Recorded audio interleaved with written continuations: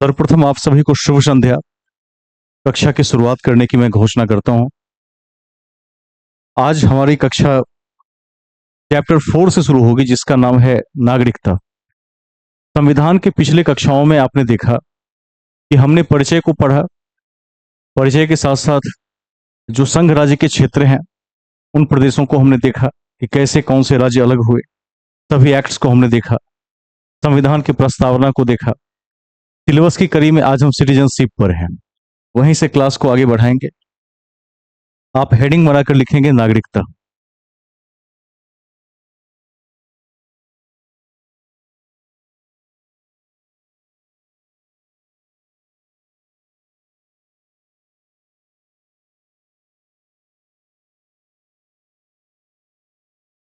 Citizenship, यहां से chapter को हम आगे बढ़ाएंगे।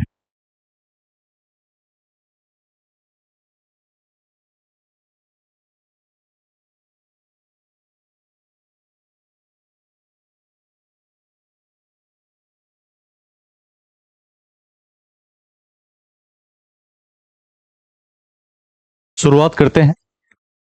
सबसे पहले यह समझ लेते हैं कि नागरिक क्या होता है, सिटीजन क्या होता है, और उसके बाद देखेंगे कि नागरिकता शब्द का अर्थ क्या है और नागरिकता किसको मिल सकती है। क्या केवल उस व्यक्ति को मिलेगी जो पुश्तैनी रूप से भारत का निवासी हो, या ऐसे व्यक्ति को भी मिल सकती है जो अन्य प्रांतों से भारत में आया हो, चाहे विलय के माध्यम से अथवा संधि के माध्यम से या शरणार्थी के माध्यम से। तो सभी फैक्ट्स को हम एक साथ देखेंगे। जब भी कभी नागरिकता शब्द की चर्चा की जाती है तो एक बात सभी को संज्ञान में रखना चाहिए कि नागरिकता का एक विशेष अर्थ है।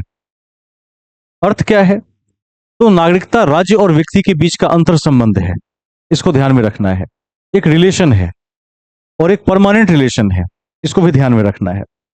जिसमें राज्य एक तरफ क्या करता है, व्यक्ति को अस्थायी सदस्यता प्रदान करता है, और दूसरी ओर व्यक्ति से अपेक्षा करता है कि संविधान में वर्णित मूल कर्तव्य को व्यक्ति फॉलो करे।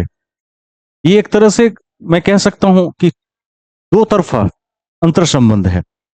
इसे हम नागरिकता कहते हैं। जब हमने संविधान को पढ़ा तो हमने देखा कि पार्ट 2 में अनुच्छेद 5 से 11 तक नागरिकता का प्रावधान है, जिस कड़ी में आपके सारे आर्टिकल्स महत्वपूर्ण हैं।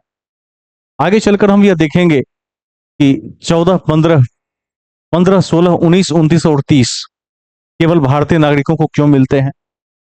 इसी कड़ी में 1955 का जो नागरिकता अधिनियम है, वह भी आपकी परीक्षा के दृष्टिकोण से महत्वपूर्ण हो जाता है। तो सारे तथ्यों को एक साथ देखेंगे। सबसे पहले लिखिए कॉपी में नागरिकता और तीर का चिन्ह। नागरिकता और तीर का चिन्ह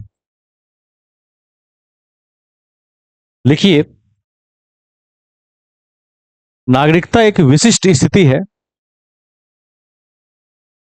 नागरिकता एक विशिष्ट स्थिति है। नागरिकता एक विशिष्ट स्थिति है जो जो अपने देश में निवास कर रहे जो अपने देश में निवास कर रहे व्यक्तियों को जो अपने देश में निवास कर रहे व्यक्तियों को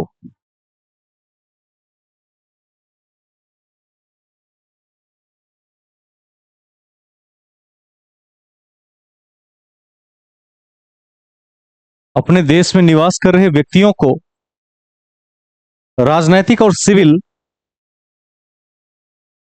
राजनैतिक और सिविल अधिकार प्रदान करता है। राजनैतिक और सिविल अधिकार प्रदान करता है एवं एवं एवं उस व्यक्ति से मूल कर्तव्य की अपेक्षा रखता है। एवं उस व्यक्ति से मूल कर्तव्य की अपेक्षा रखता है। अपेक्षा रखता है। ठीक है, अपेक्षा रखता है। मुझे लगता है कि किसी को डाउट नहीं होगा, हम एक शब्द में यह कह सकते हैं कि यह राज्य और व्यक्ति के बीच का एक संबंध है, जिसमें राज्य क्या करता है, पॉलिटिकल राइट्स देता है, किसी व्यक्ति को राजनीतिक अधिकार देता है, सिविल राइट्स देता है, और बदले में क्या अपेक्षा रखता है कि संविधान में जो 11 मूल कर्तव्य वर्णित हैं उसका पालन करे। जैसे एक मूल कर्तव्य है संविधान का पालन करना, तो ऐसी आशा रखता है। पिछले क्लास में हमने चर्चा भी की थी कि मूल कर्तव्य न्यायालय में क्या है, अप्रवर्तनीय है। क्या मतलब है इसका? इसका मतलब है कि मूल कर्तव्य और राज्य की नीति निर्देशक तत्व दोनों, कि न्यायालय फोर्सफुली इसको लागू नहीं करवा सकता है, केवल फॉलो करने की सलाह दे सकता है। इस बात को ध्यान में रखना है। अब मैं आगे चलता हूं। अब ध्यातव्य ये होगा कि कौन कौन से आर्टिकल्स इसके अंदर आएंगे, किस भाग में पड़ेगा। तो यदि आपने थोड़ा बहुत भी इस गैप में स्टडी किया होगा जब कक्षा बंद थी 3-4 दिनों से, तो आपने देखा होगा कि भाग 1 में अनुच्छेद 1 से लेकर 4 तक संघ राज्य क्षेत्र है, जबकि भाग 2 में क्या है, 5 से 11 तक नागरिकता का प्रावधान है। सबको याद हो गया होगा, थोड़ा भी रिवाइज कर लिया होगा तो याद हो गया होगा। तो अगला हेडिंग लिखिए, नागरिकता से संबंधित, नागरिकता से संबंधित उपबंध, नागरिकता से संबंधित उपबंध, constitutional provision related to citizenship, constitutional provision related to citizenship, इसको हेडिंग बनाइए।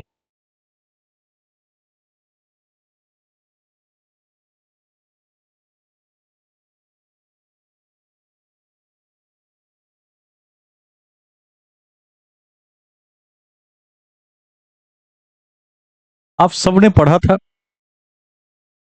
कि संविधान के भाग 2 में आर्टिकल 5 से लेकर 11 तक क्या है, नागरिकता है। लिख दीजिए इसको, इस पॉइंट को।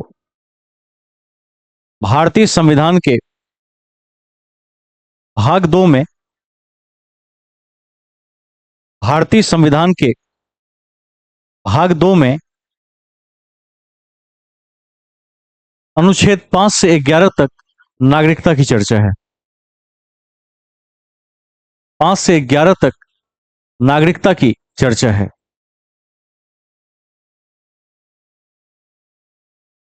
नागरिकता की चर्चा है, ठीक है।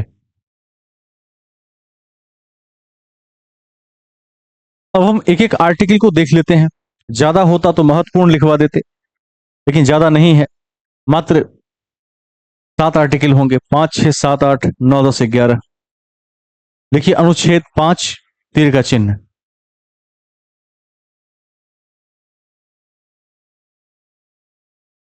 अनुच्छेद 5, तीर का चिन्ह, इसमें लिख दीजिए, संविधान के प्रारंभ पर नागरिकता। संविधान के प्रारंभ पर नागरिकता।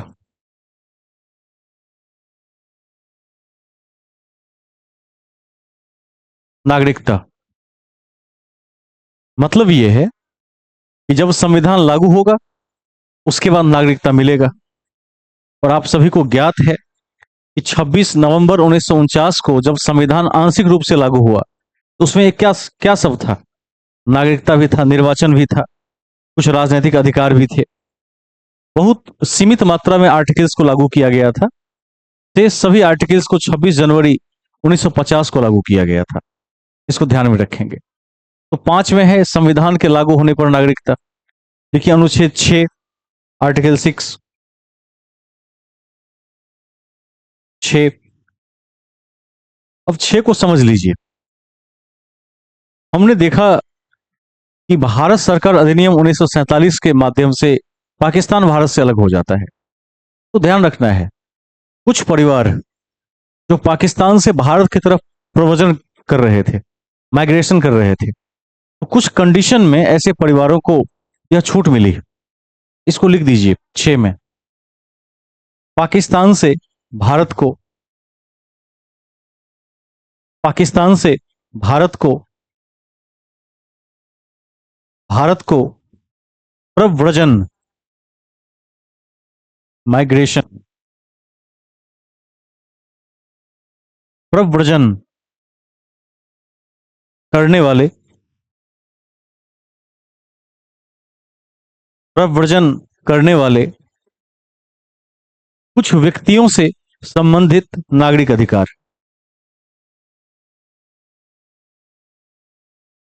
कुछ व्यक्तियों से संबंधित नागरिक अधिकार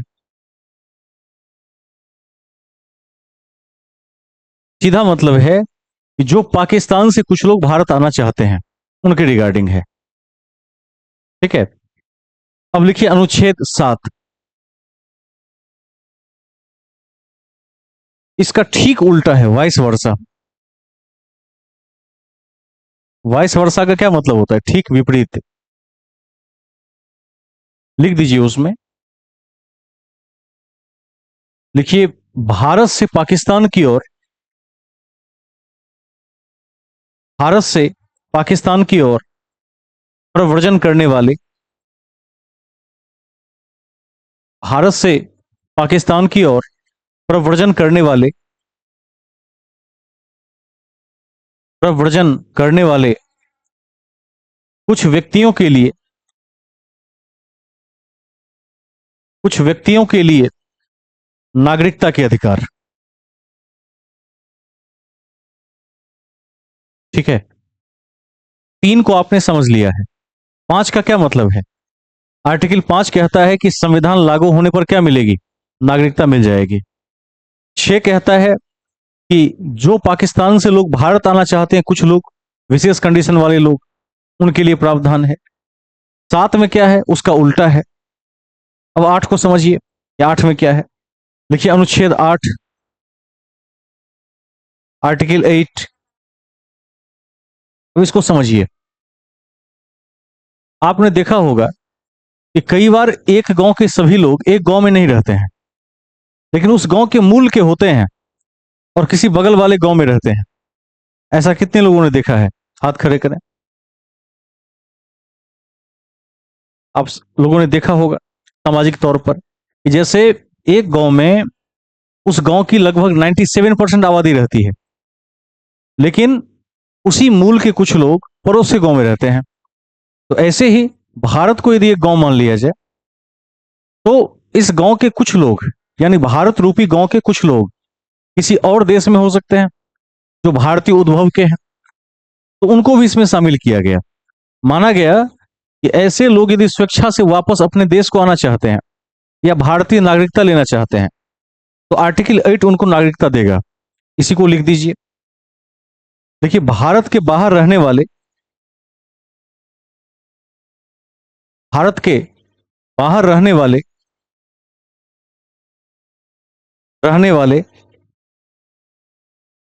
भारतीय उद्भव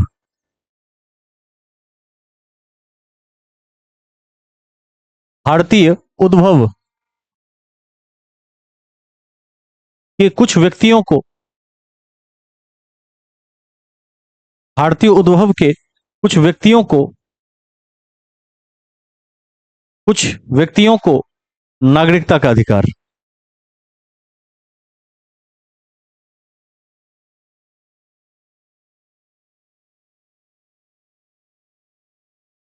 ठीक है, अब ये सब कैसे अधिकार हैं? 5, 6, 7, 8, ये रास्ते हैं नागरिकता लेने हेतु। अब ऐसा हो सकता है कि कोई भारतीय व्यक्ति किसी दूसरे देश की नागरिकता ग्रहण करता हो, जैसे नेपाल की नागरिकता ग्रहण करता हो, या फिर अफगानिस्तान या पाकिस्तान या अमेरिका या जर्मनी किसी और राष्ट्र की नागरिकता को ग्रहण करता हो, तो उसके लिए बनाया गया है आर्टिकल 9। यदि आप किसी वैदेशिक राज्य की नागरिकता को धारण करते हैं, तो भारतीय नागरिकता स्वतः रद्द हो जाती है। इसको लिख दीजिए आर्टिकल 9 में। 9। देखिए, विदेशी राज्य की स्वेच्छा से विदेशी राज्य की स्वेच्छा से नागरिकता अर्जित करने पर विदेशी राज्य की स्वेच्छा से नागरिकता अर्जित करने पर उस व्यक्ति की भारत की नागरिकता रद्द हो जाती है। उस व्यक्ति की भारत की नागरिकता रद्द हो जाती है।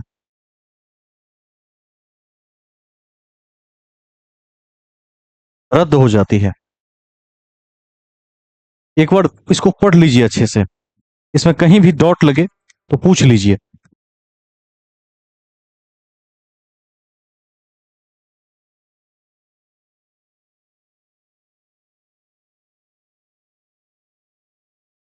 किसी अभ्यर्थी को कोई डॉट है इसमें चारों में? एक बार देख लीजिए अच्छे से। बहुत आसान है। 5 में क्या है? संविधान लागू होने से नागरिकता मिल जाएगी। 6 में क्या है? पाकिस्तान वाला भारत आ सकता है, कुछ लोग, विशेष कंडीशन वाले लोग। 7 में क्या है? उल्टा, कि भारत वाला पाकिस्तान जा सकता है। 8 में क्या है? कौन बताएंगे? जो इंडियन ओरिजिन के लोग, भारतीय उद्भव के लोग विदेश में रहते हैं लेकिन हैं भारतीय मूल के, वो चाहे तो नागरिकता वापस पा सकते हैं। 9 में क्या है? दूसरे देश की नागरिकता लीजिएगा तो भारत का रद्द हो जाएगा। 10 लिख दीजिए, आर्टिकल 10।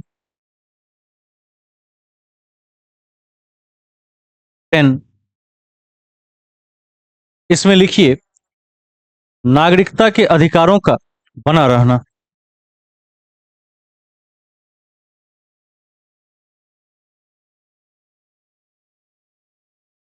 बना रहना मतलब जो rights as a citizen of India मिला है वो अधिकार बना रहेगा। ये 10 में है। लास्ट कौन सा है? 11। देखिए, अनुच्छेद 11।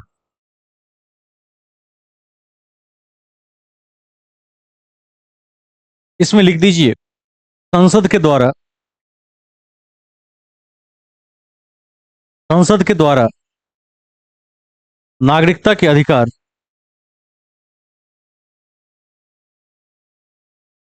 नागरिकता के अधिकार का विधि द्वारा, विधि माने कानून द्वारा,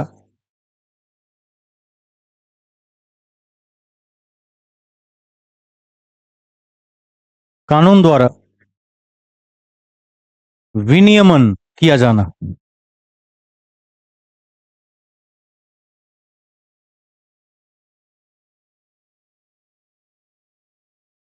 इसका मतलब आपने नहीं समझा होगा। कोई समझ गया हो तो इसका मतलब बताए मुझे, क्या मतलब है इस शब्द का? रेगुलेटिंग का क्या मतलब है यहां पर?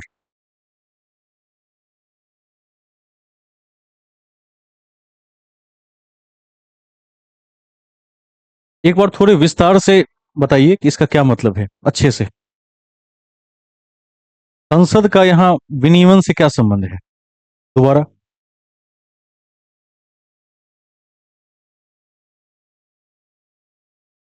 वेरी गुड, संशोधन कर सकता है। और कोई? Anybody else?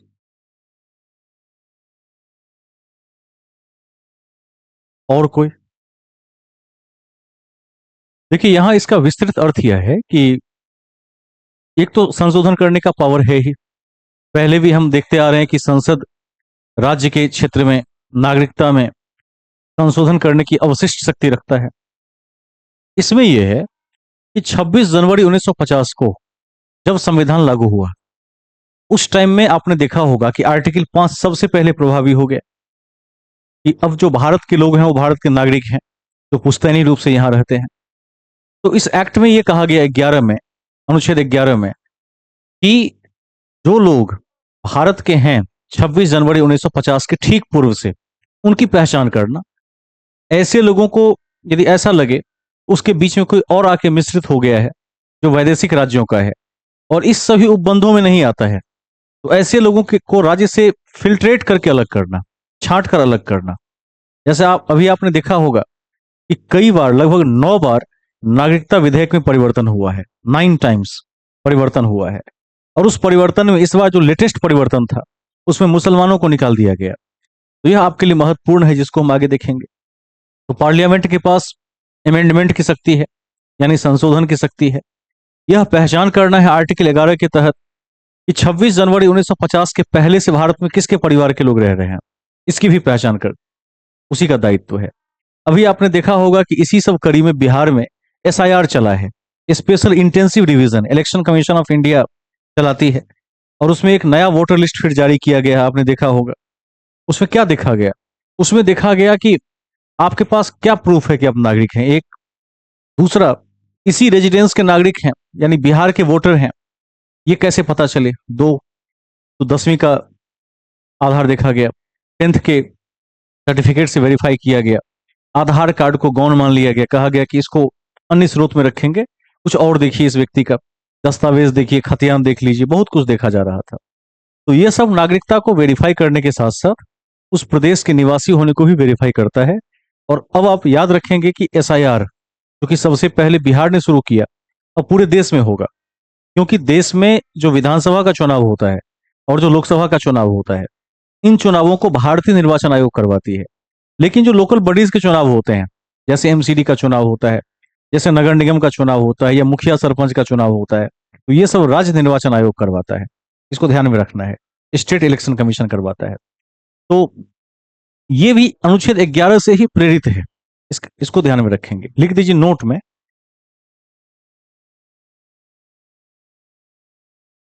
देखिए, अनुच्छेद 11 यह कहता है कि अनुच्छेद 11 यह कहता है कि संसद के पास नागरिकता संबंधी कानून बनाने का अधिकार है। संसद के पास नागरिकता संबंधी कानून बनाने का अधिकार है, अधिकार है, अधिकार है। ठीक है। अतः अतः नागरिकता अस्थायी उपबंध न होकर अतः नागरिकता अस्थायी उपबंध न होकर नियमानुसार नियमानुसार उन व्यक्तियों की पहचान करती है, उन व्यक्तियों की पहचान करती है जो 26 जनवरी 1950 को जो 26 जनवरी 1950 को 50 को भारत के नागरिक बने।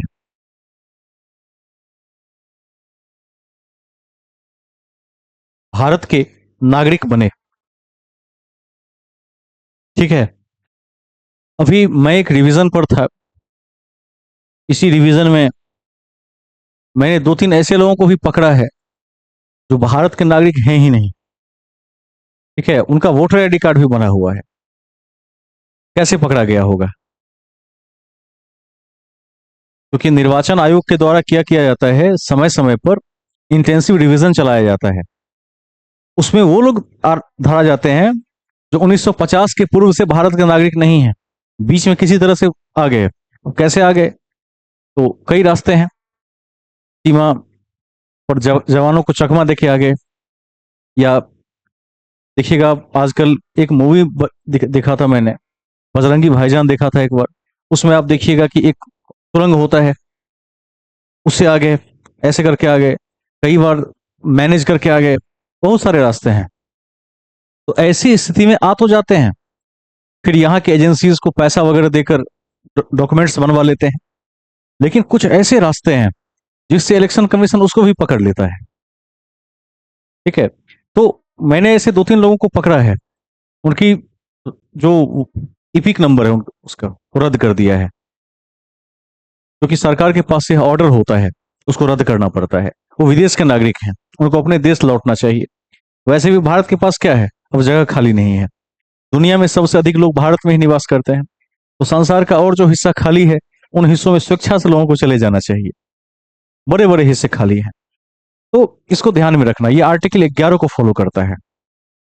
अब हम आगे चलेंगे, इसके अधीन देखते हैं कि 1955 का अधिनियम क्या कहता है। बहुत महत्वपूर्ण है, लिख दीजिए। संसद ने संसद ने नागरिकता अधिनियम अधिनियम 1955 नागरिकता अधिनियम 1955 लागू किया लागू किया एवं एवं समय समय पर इसमें 9 बार संशोधन किए। समय समय पर इसमें 9 बार संशोधन किए।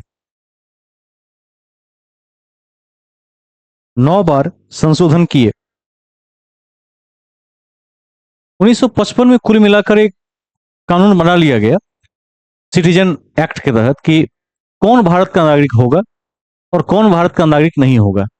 50 के बाद भी त्रुटियां रह गई थी और आगे भी त्रुटियां रह गई थी, इसीलिए 9 बार अमेंडमेंट करना पड़ा। और आज भी त्रुटियां हैं, आगे भी इसमें सुधार की गुंजाइश है। इसमें लिख दीजिए मुख्य संशोधन, इंपॉर्टेंट मुख्य संशोधन। पहला,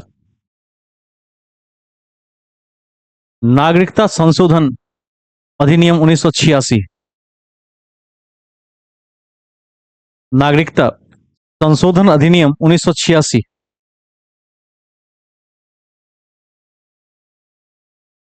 दूसरा, नागरिकता संशोधन अधिनियम 1992, 1992।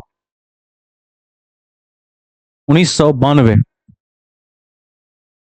2003, उसके बाद 2003, नाम यही रहेगा सबका।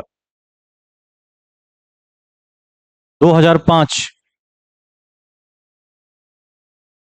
2005, 2015, 2019। 19 वाले को वीवीए लगा के रखिए, very very important.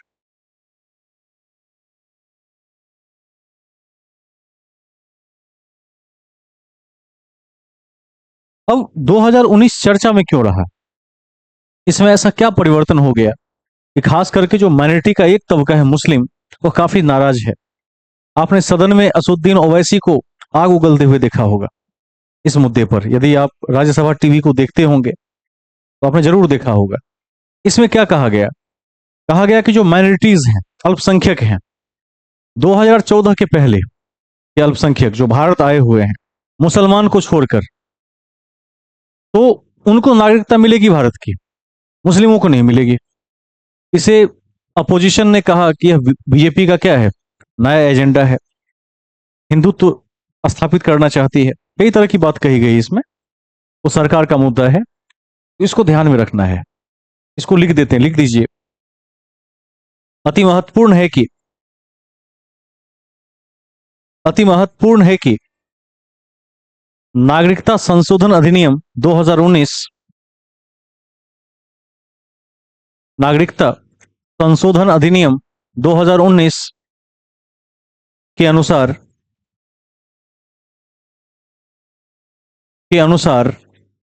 Hindu, Sikh, Hindu, Sikh,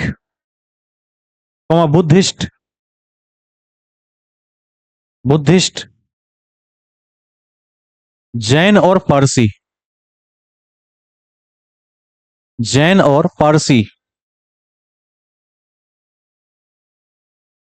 Parsi जो बांग्लादेश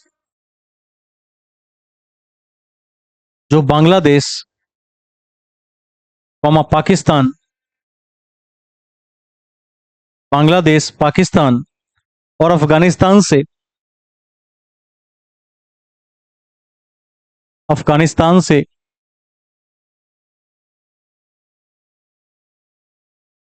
31 दिसंबर 2014 से पहले,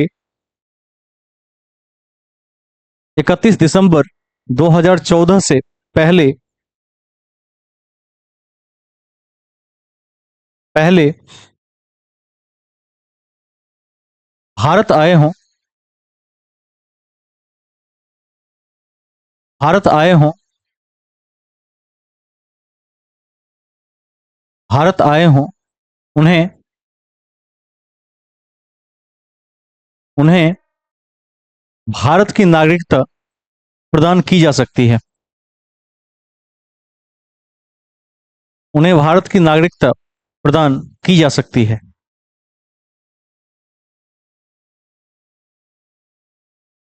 की जा सकती है। ठीक है। अब इसी पर क्या हुआ था, फिर से वही स्थिति बन गई थी। मुसलमानों ने विरोध किया, कहा कि सभी धर्म के लोगों को बुला लिया, मुसलमानों को भारत से भगाने की साजिश हो रही है। इस पर हल्ला हुआ, लेकिन सरकार ने एक नहीं सुनी। इसको भी ध्यान में रखेंगे। अब जो अधिकार की हम बात करते हैं, तो कौन कौन से मौलिक अधिकार भारत के नागरिक को मिलेंगे और कौन कौन से मौलिक अधिकार उन लोगों को मिलेंगे जो वीजा पर भारत आकर रहते हैं, भारत के नागरिक नहीं हैं, इसमें अंतर को हम देखेंगे। देखिए हेडिंग बनाकर, नागरिकों और विदेशियों को प्राप्त अधिकारों में अंतर। नागरिकों और विदेशियों को प्राप्त अधिकारों में अंतर। प्राप्त अधिकारों में अंतर।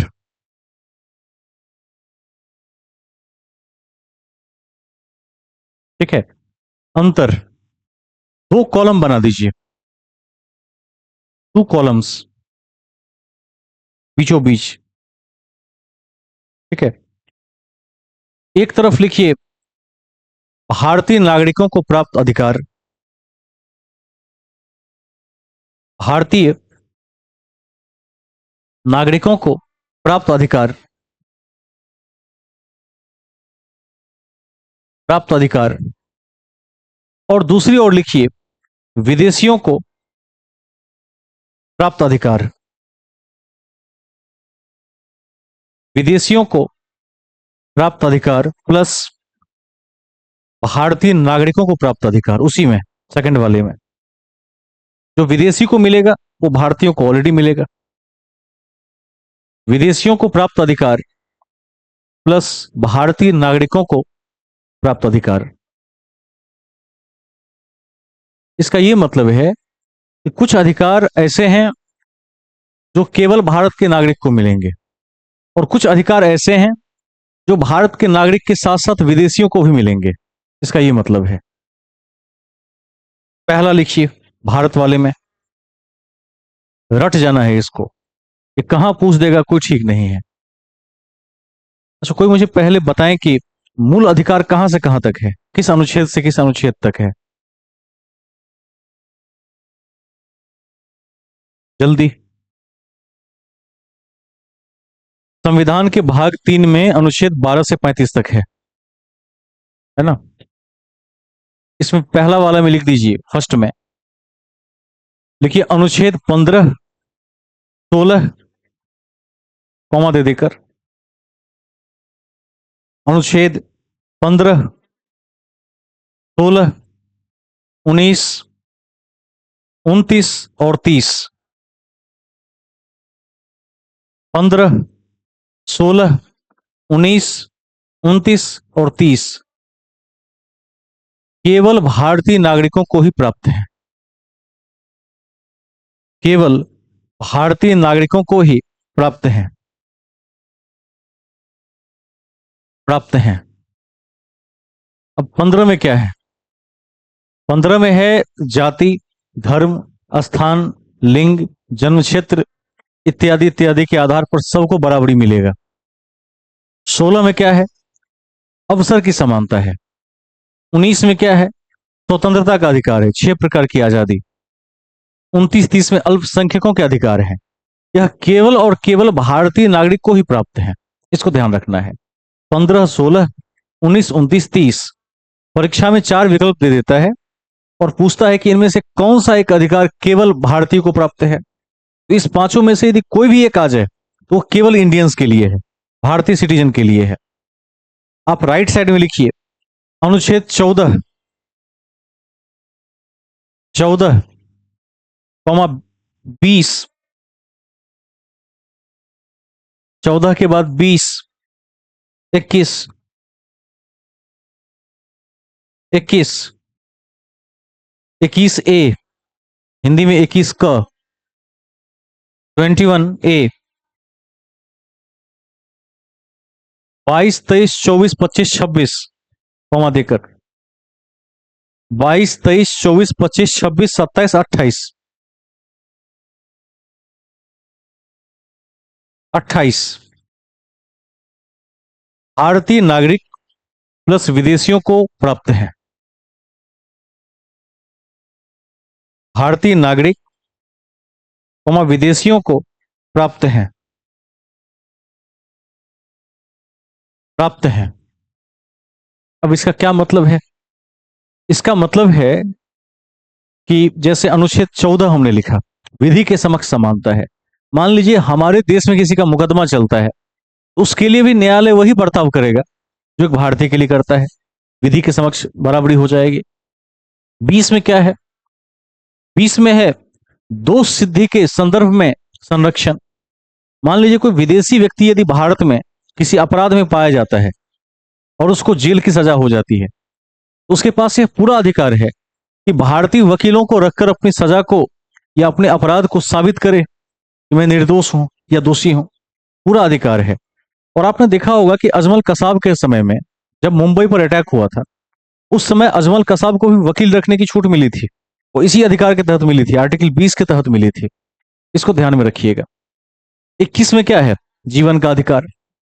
यदि कोई वीजा या पासपोर्ट के बल पर ही हमारे देश में दाखिल होता है या किसी प्रकार से हमारे देश में चला आता है, तो हमारे पास ये परमिशन नहीं है कि उसकी हत्या कर दें। उसके पास पूरा पूरा जीवन बचाने का अधिकार है। 21A में क्या है? शिक्षा का अधिकार। कई अफगानिस्तान के बच्चे दिल्ली में आके पढ़ रहे हैं, नेपाल के बच्चे दिल्ली में आके पढ़ रहे हैं। यह क्या है? शिक्षा का अधिकार है। वो सब पर लागू होगा। उसके बाद जो 22 से लेकर 28 तक है, वो आपने पहले भी देखा है।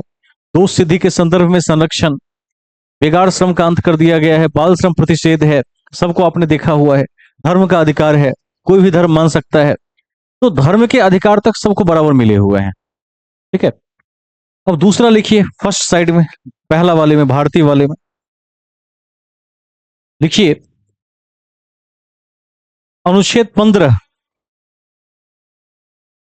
तीर का चिन्ह, तीर का चिन्ह, धर्म, मूल, धर्म कौमा मूल कौमा वंश, वंश, लिंग या जन्म स्थान, लिंग या जन्म स्थान के आधार पर कोई भेदभाव नहीं होगा, के आधार पर कोई भेदभाव नहीं होगा। ठीक है। उसी साइड लिखिए 16, 16 लोक नियोजन में अवसर की समानता, लोक नियोजन में अवसर की समानता, लोक नियोजन में अवसर की समानता क्या मतलब है इसका? आप जिस नौकरी का फॉर्म भरने जाते हैं, वह आर्टिकल 16 ही आपको अधिकार देता है कि आप उसको भर सकते हैं। आपने देखा होगा किसी भी सेवा के लिए क्या लिखा रहता है? आवेदक को भारतीय नागरिक होना चाहिए। क्यों लिखा रहता है? क्योंकि आर्टिकल 16 यह कहता है कि भारत के लोक नियोजन में केवल भारतीय शामिल होंगे। ठीक है। अगला लिखिए 17, उसी में पहले वाले साइड में 17, 17 एक बार 15, 16, 17 काटिए, 19 करिए उसको, 19 होगा। 15, 16, 19, 29, 30 था, 19। देखिए 6 प्रकार की आजादी है। 6 प्रकार की आजादी है। मूल अधिकार में सब लिखवा देंगे। फिलहाल याद रख लीजिए, बोलने की आजादी, घूमने की आजादी, कहीं बसने की आजादी, रोजगार की आजादी, संघ बनाने की आजादी, ये सब आजादी है। मीडिया को आजादी। ठीक है। 29, अल्पसंख्यकों के हितों का संरक्षण। अल्पसंख्यकों के हितों का संरक्षण। अल्पसंख्यकों के हितों का संरक्षण। संरक्षण। ठीक है। 30, शिक्षण संस्थान की स्थापना और प्रशासन में। शिक्षण संस्थान की स्थापना और प्रशासन में अल्पसंख्यक वर्ग का अधिकार। अल्पसंख्यक वर्ग का अधिकार। ठीक है। क्या मतलब है इसका? जैसे बीएड कॉलेज खोलना हो तो उसमें क्या होता है, जो माइनॉरिटी कम्युनिटी है जैसे मुस्लिम है, उसको अधिकार विशेष रूप से मिला हुआ है। अपने आसपास जब आप सभी बीएड कॉलेजेस को देखेंगे तो वहां आपको क्या दिखेगा कि 30 कॉलेजेस में से 3 सरकारी कॉलेज हैं, 4 या 5 ऐसे कॉलेज हैं जो किसी बहुसंख्यक समुदाय के व्यक्ति ने बनवाया हुआ है, और शेष कॉलेज आपको माइनॉरिटी तबके के नाम से ही मिलेगा। कभी आप देख लीजिए, आपके आसपास यह चीज दिख जाएगा। तो यह विशेषाधिकार मिला हुआ है।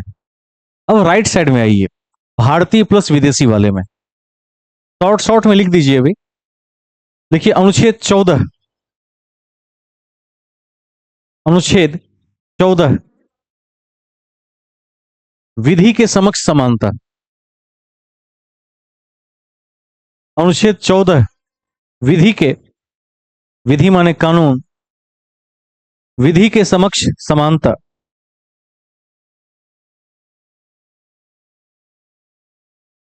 उसके बाद लिखिए 20, 20। अनुच्छेद 20, देखिए, अपराध हेतु दोष सिद्धि के संबंध में संरक्षण।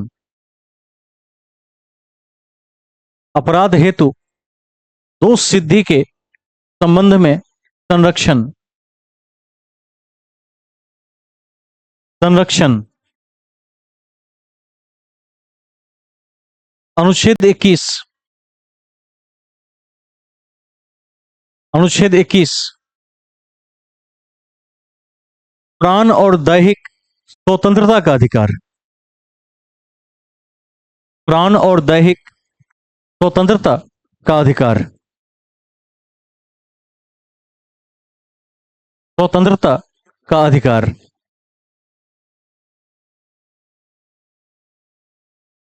प्राण और दैहिक स्वतंत्रता का अधिकार। ठीक है। नेक्स्ट, 21 क या 21 ए, 6 से 14 को निःशुल्क शिक्षा। शॉर्ट में लिख दीजिए, 6 से 14 वर्ष के बच्चों को निःशुल्क शिक्षा का अधिकार। अब ये ध्यान रखना है, कोई विदेशी आदमी भी भारत आएगा तो अपने बच्चों को सरकारी स्कूल में फ्री में पढ़ा सकता है, उसको कोई फी देने की जरूरत नहीं है। इसके तहत 6 से 14 वर्ष के बच्चों को निःशुल्क शिक्षा का अधिकार।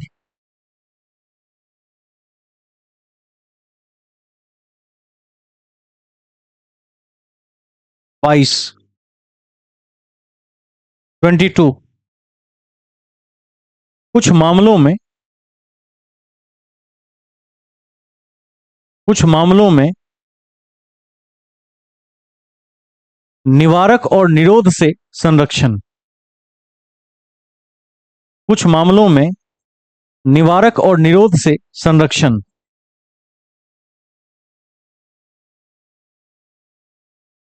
23, 23, अनुच्छेद 23,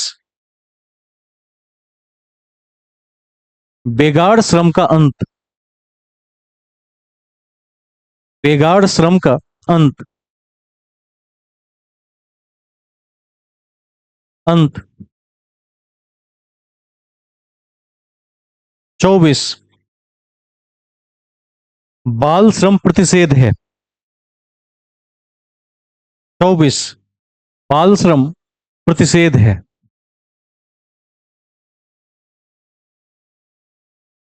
25 से 28, धार्मिक स्वतंत्रता का अधिकार। धार्मिक स्वतंत्रता का अधिकार। धार्मिक स्वतंत्रता का अधिकार। इसको हम आगे भी देख सकते हैं।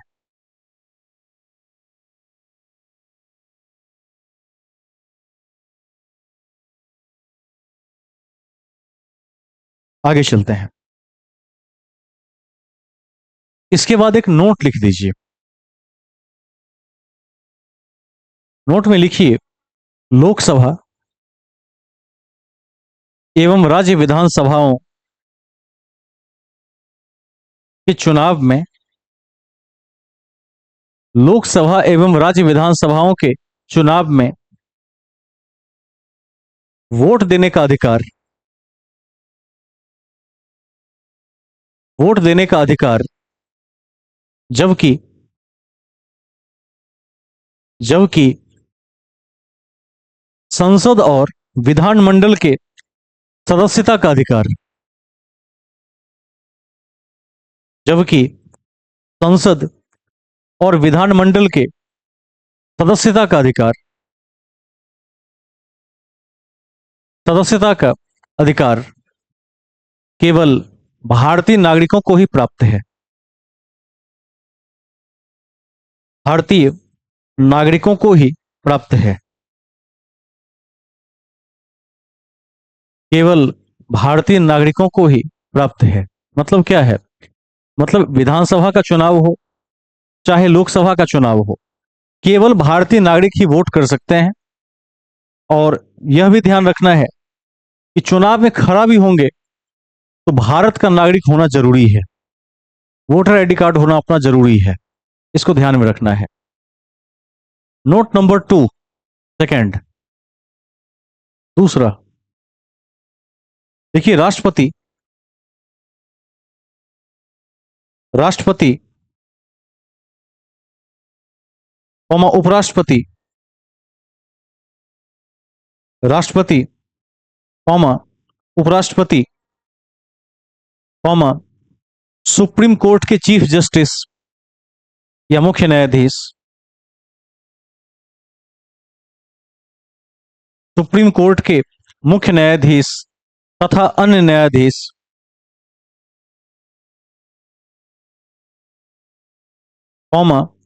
हाई कोर्ट के मुख्य न्यायाधीश एवं अन्य न्यायाधीश, हाई कोर्ट के मुख्य न्यायाधीश एवं अन्य न्यायाधीश, अन्य न्यायाधीश, महान्यायवादी, महान्यायवादी, राज्यपाल, राज्यपाल, महाअधिवक्ता, महाअधिवक्ता जैसे महत्वपूर्ण पदों पर, महत्वपूर्ण पदों पर केवल केवल भारत के नागरिक ही नियुक्ति के पात्र हैं। नियुक्ति के पात्र हैं।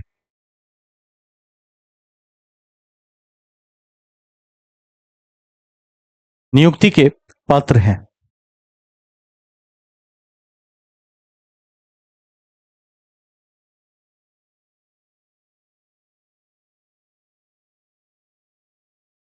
हेडिंग में लिखिए,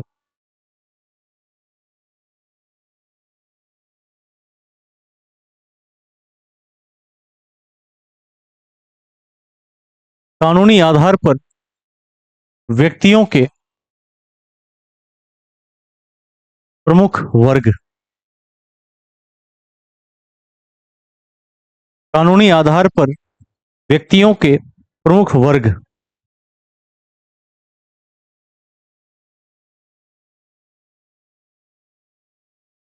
वर्ग। सबसे पहले कौन आ सकता है इसमें? नागरिक आ सकता है। जब मैं नागरिक शब्द कहता हूं या अंग्रेजी में सिटीजन कहता हूं, इसका क्या मतलब है?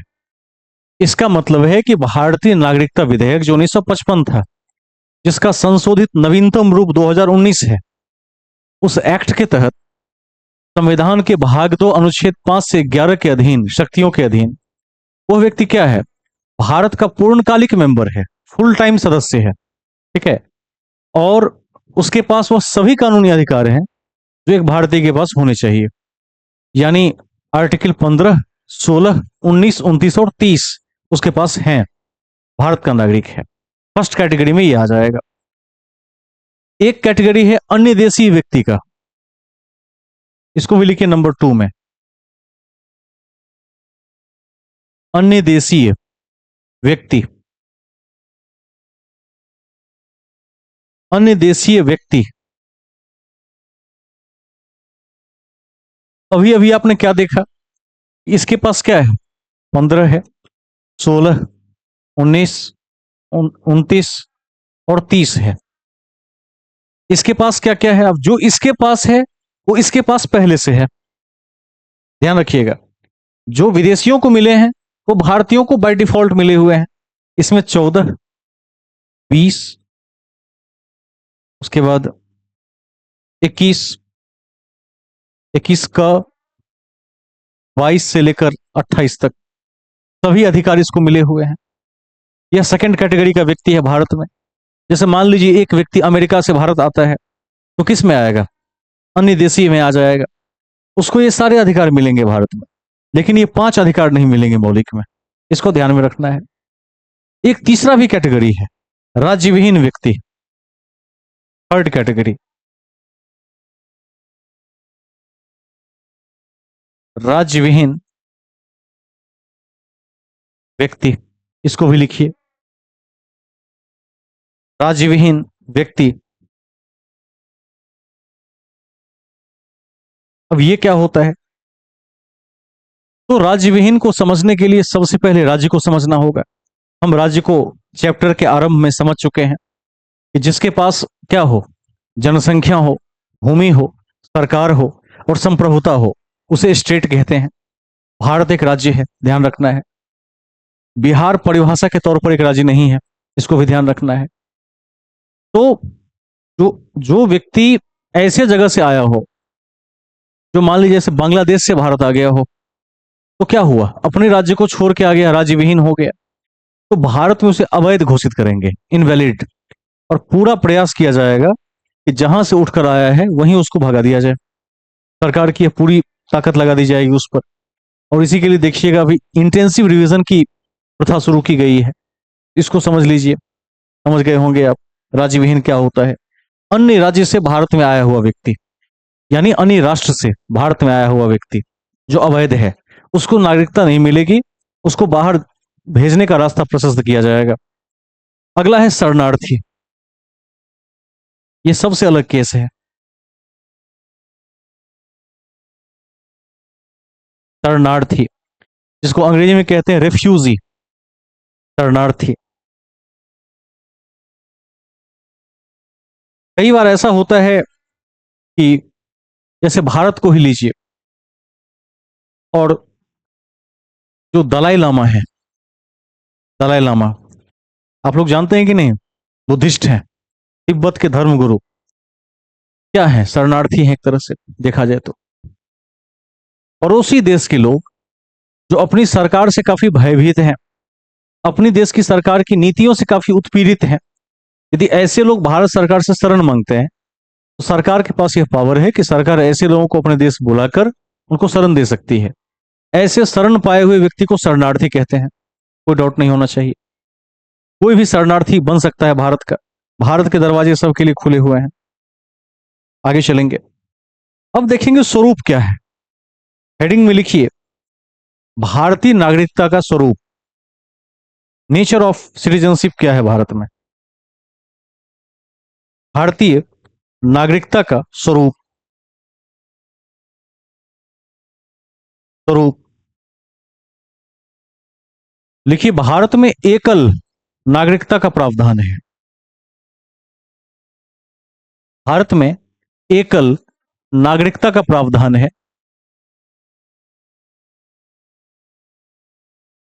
एकल नागरिकता का प्रावधान है। Single citizenship.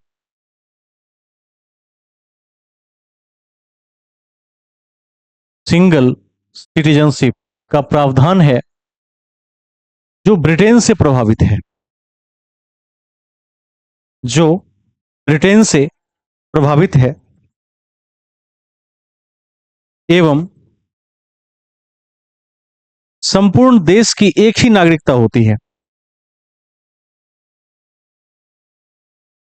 संपूर्ण देश की एक ही नागरिकता होती है।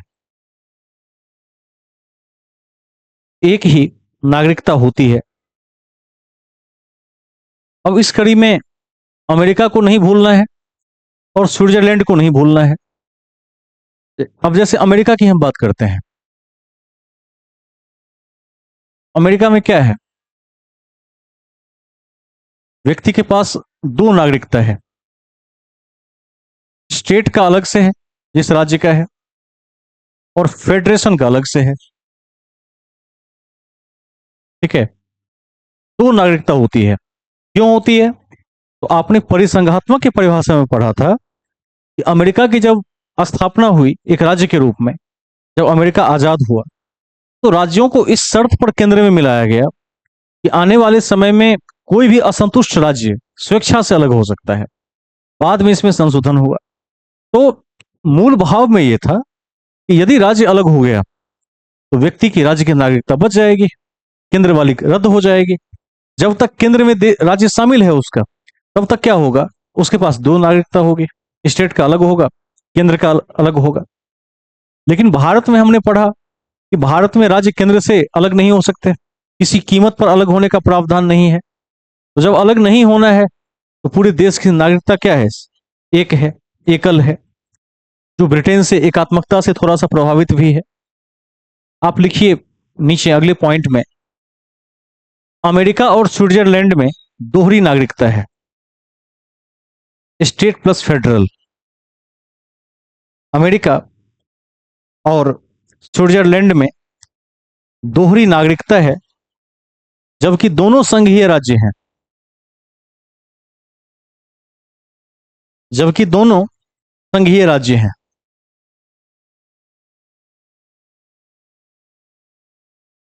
दोनों संघीय राज्य हैं, बोथ आर फेडरल स्टेट्स। ठीक है, भारत भी संघात्मक राज्य है, लेकिन बिल्कुल ही डिफरेंट है, अर्ध संघात्मक की तरह पैटर्न पर चलता है। एक लाइन तो सबको पता चल गया होगा कि जिस व्यक्ति ने भारत में नागरिकता ले लिया है, वो व्यक्ति किसी और राष्ट्र में नागरिकता नहीं ले सकता। ये क्लियर है कि नहीं है? और यदि किसी दूसरे राष्ट्र की नागरिकता ग्रहण करता है तो भारतीय नागरिकता ऑटोमेटिक डिलीट हो जाती है उसकी, ये माना जाता है। लिखना हो तो लिख दीजिए इस पॉइंट को भी।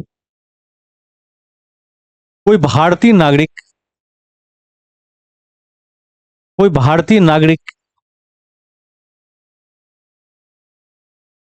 अन्य देश की नागरिकता लेते ही अन्य देश की नागरिकता लेते ही भारत की नागरिकता खो देता है।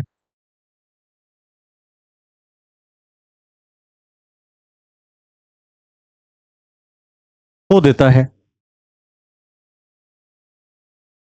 ठीक है, अब एक आजकल जो ट्रेंड है, उस ट्रेंड को देखते हुए एक महत्वपूर्ण प्रश्न सामने आता है। सोशल मीडिया के बढ़ते हुए दौर ने व्यक्ति की मनोदशा को बदल कर रख दिया है। आप यदि अपने चौदेश एक्टिवेट होकर देखेंगे तो देखेंगे कि लोग आजकल पेट लवर्स हो गए हैं। पेट लवर्स समझते हैं कि नहीं? क्या होता है पेट लवर्स? कौन जवाब देंगे इसका? पेट लवर्स का मतलब होता है पशु प्रेमी। ठीक है। जैसे आप देखिएगा, कुत्ता पालने का शौक है, पहले गाय पालने का शौक था, अब वो कन्वर्ट हो गया है, वो बदल गया है थोड़ा सा। अब जैसे लोग, कोई कोई देखिएगा, जो बड़े शौकीन लोग हैं, वो शेर को पालते हैं, बाघ की प्रजातियों को रखते हैं घर में। इतना खूंखार होता है फिर भी ट्रेंड करके रखते हैं। देखिएगा कुछ लोग बिल्लियां पालते हैं, कुछ लोग तोते पाल कर रखते हैं। तो ये जो दौर शुरू हुआ है, क्योंकि मनुष्य पशुओं का प्रेमी बहुत पहले से रहा है, लेकिन आजकल कुछ ज्यादा है। आजकल वो जो पेट है, वो रील्स बनाने के काम आ सकता है, और उससे क्या हो सकता है, कुछ उपार्जन हो सकता है। तो जिस जिस जीव का प्रयोग करके रील्स बन सकता है, वह जीव मनुष्य के लिए महत्वपूर्ण होते जा रहे हैं। जिन जीवों के प्रयोग से रील नहीं बन सकता, जैसे बकरी, तो उसको काट कर खाने की प्रथा है, उसको भी ध्यान में रखना है। चेतना विहीन लोग हैं, खा जाते हैं। तो मनुष्य अपने उपयोगिता के हिसाब से, यूटिलिटी के हिसाब से जानवरों के स्तर का निर्धारण करता है कि उसको किस लेवल पर रखेगा।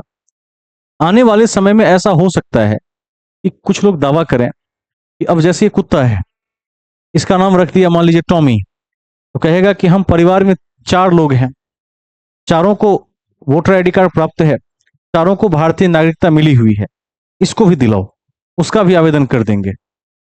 और जिस तरह से भारत में सरकारी व्यवस्था है, उसमें इस बात से इनकार नहीं कर सकते हैं, हो सकता है उसका बना भी दे। अभी हमने बिहार में क्या देखा अभी हाल में, कि एक भैंस का आवासीय प्रमाण पत्र बना दिया। तो ऐसे साइबर वाले हैं जो सरकार की कमजोरी को जानते हैं, वो उसी का फोटो अपलोड कर देते हैं। और जो वेरीफाई करने वाले लोग हैं, उनके पास इतना काम है, इतने मशगूल हैं, उनको देखने की फुर्सत नहीं है कि इस फोटो में किसको वेरीफाई करना है। जो फॉर्म आया एक तरफ से वेरीफाई ऑल कर दिया, उसमें जो कुत्ता है, जो भैंस है, जो बिल्ली है, वो भी नागरिक बन गया। मनुष्य तो पहले से है ही। तो ऐसा दौर आ सकता है कि नहीं आ सकता है? आ सकता है। इन फ्यूचर आने की संभावना भी है कि लोग अपने पेट्स के लिए नागरिकता को लेकर आंदोलन करें देश में, कि हमारे कुत्ते को भी नागरिकता चाहिए, यह भी परिवार का सदस्य हो गया है और 3 पीढ़ियों से रह रहा है। ऐसा हो सकता है, और ऐसा हुआ भी है। आपको पता हो या नहीं, एक बार ऐसा हुआ, सुप्रीम कोर्ट में एक ऐसा वाद गया, जिस वाद में जो कंपनी होती है, जैसे कोई रजिस्टर्ड कंपनी है या फर्म है या निगम है, कहा गया कि ये भी एक व्यक्ति है, ये भी क्या है, एक व्यक्ति है, और इसको भी नागरिकता के संबंधित अधिकार मिलने चाहिए। इस पर कोर्ट ने एक बड़ा शानदार फैसला दिया और एक बार में रद्द कर दिया, और कहा कि आज के बाद कोई भी इस तरह के वाहियात मुद्दों पर केस नहीं करेगा, और ना ही पीआईएल करेगा। क्योंकि उसके बाद फिर क्या होता, कोई कहता कि इस पत्थर को नागरिकता दो, यह पत्थर मैं पूजता हूं, ऐसा भी हो सकता है। कोई कहता कि ये शिवलिंग है, इसको नागरिकता प्रदान करो। एक दूसरा धर्म का व्यक्ति कहता कि ये जो जीसस लटके हुए हैं, इनको नागरिकता प्रदान करो भारत की, ऐसा हो सकता था। तो सुप्रीम कोर्ट ने समय को भांप लिया और एक खास मामले में इस तरह का फैसला दिया, और उसके बाद से क्लियर कर दिया कि भारत का जो संविधान है, उसकी मूल भावना ये कहती है कि केवल प्राकृतिक रूप से जो व्यक्ति जिंदा है, मनुष्य, केवल वही नागरिक हो सकता है। कोई कंपनी, कोई फर्म, कोई निगम या कोई अन्य चीज नागरिक नहीं हो सकती, सिटीजन नहीं हो सकता। इसको आप नोट में लिख दीजिए।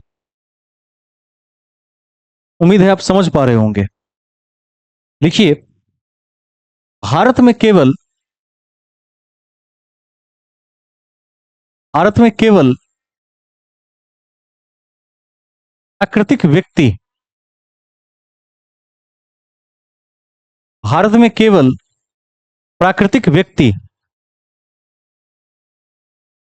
प्राकृतिक व्यक्ति को ही नागरिकता दी जाती है, को ही नागरिकता दी जाती है, ना कि किसी विधिक व्यक्ति को, ना कि किसी विधिक व्यक्ति को। ये विधिक व्यक्ति क्या होता है? कानूनी व्यक्ति। ना कि किसी विधिक व्यक्ति को जैसे कंपनी, निगम इत्यादि। कंपनी, निगम इत्यादि।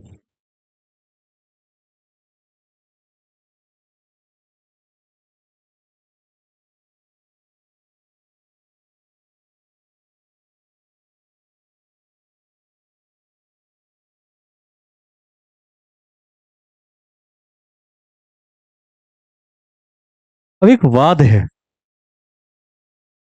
वाद किसके बीच था? State trading corporation of India और उसके साथ उसके वर्सेस में था कमर्शियल टैक्स ऑफिसर वाद।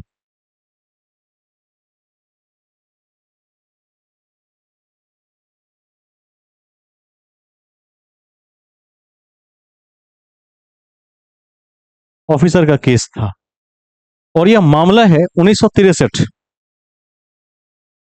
ध्यान रखिएगा।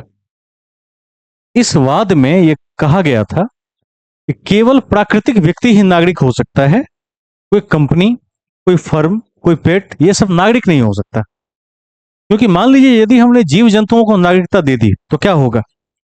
तो फिर एक दूसरा बवाल मच सकता है। वो क्या मचेगा? जैसे किसी ने बकरी को काट दिया, उसको पैक कर दिया, उसका मांस बना दिया, तो क्या हो गया? नर बलि हो गई, फिर वो पशु बलि नहीं रही। और उससे क्या होगा? आर्टिकल 21 जो प्राण और दैहिक स्वाधीनता का अधिकार देता है, वो ये कहेगा कि जिसने इसकी हत्या की है उसको फांसी की सजा दो। और फिर क्या होगा?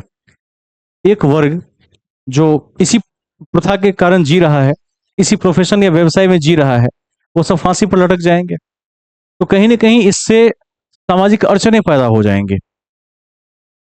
ध्यातव्य है कि किसी व्यक्ति का वेजिटेरियन होना या नॉन वेजिटेरियन होना अपनी इच्छा और चेतना पर डिपेंड करता है। जैसे मैं एक शाकाहारी व्यक्ति के कोटि में आता हूं, लेकिन जो व्यक्ति कट्टर मांसाहारी हैं, ठीक है, उनका क्या होगा? वो जेल चले जाएंगे। इससे शाकाहारियों को कोई प्रभाव नहीं पड़ेगा, लेकिन मांसाहारी व्यक्ति और उन तक मांस पहुंचाने वाला, दोनों को जेल हो जाएगा। इसी सब वादों से बचने के लिए यह नियम बनाया गया था।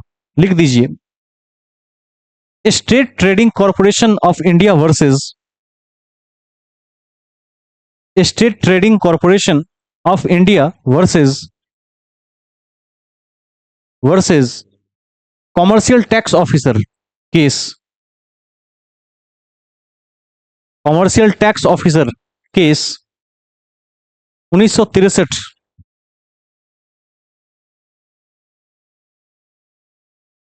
1963 में यह कहा गया कि केवल प्राकृतिक व्यक्ति ही भारत का नागरिक हो सकता है। प्राकृतिक व्यक्ति ही भारत का नागरिक हो सकता है। भारत का नागरिक हो सकता है। ठीक है। इतनी बातों को समझने में किसी को दिक्कत नहीं होनी चाहिए। नेक्स्ट पॉइंट, नागरिकता संबंधी कानून बनाने की शक्ति केवल संसद के पास है।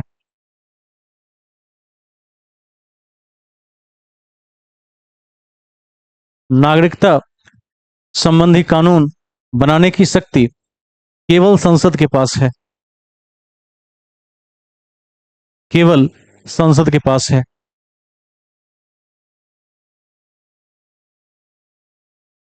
प्रथम नागरिकता विधेयक 1955 था, जिसमें 9 बार संशोधन हो चुका है।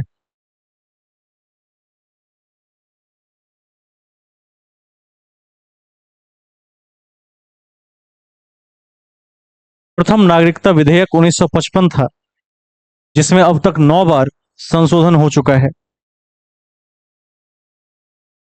संशोधन हो चुका है। ठीक है, हो चुका है। अब चलते हैं आगे, कुछ विशेष तथ्यों को समझ लेते हैं।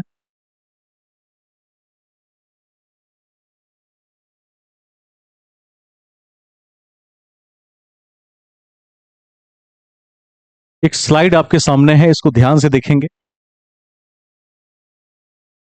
इसमें एक टॉपिक है एकल नागरिकता के अपवाद।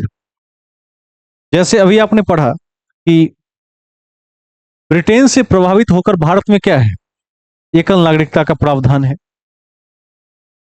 जबकि और भी संघवादी देश हैं दुनिया में, जैसे अमेरिका, स्विट्जरलैंड, जहां फेडरेशन की अलग नागरिकता होती है और उस स्टेट की अलग नागरिकता होती है।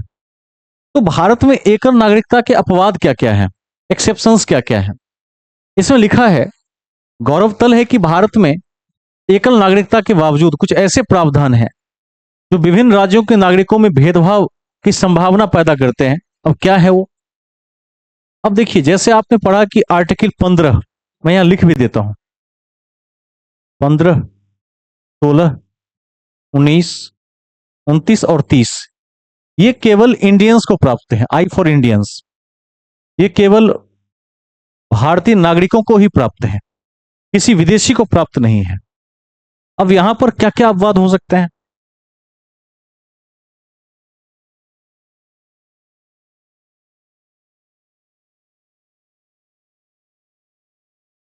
अपवाद हो सकते हैं, संविधान का अनुच्छेद 15(1) ये कहता है, विभिन्न व्यक्तियों के बीच धर्म, मूल वंश, जाति, लिंग, जन्मस्थान या इनमें किसी आधार पर भेदभाव का प्रतिषेध करता है।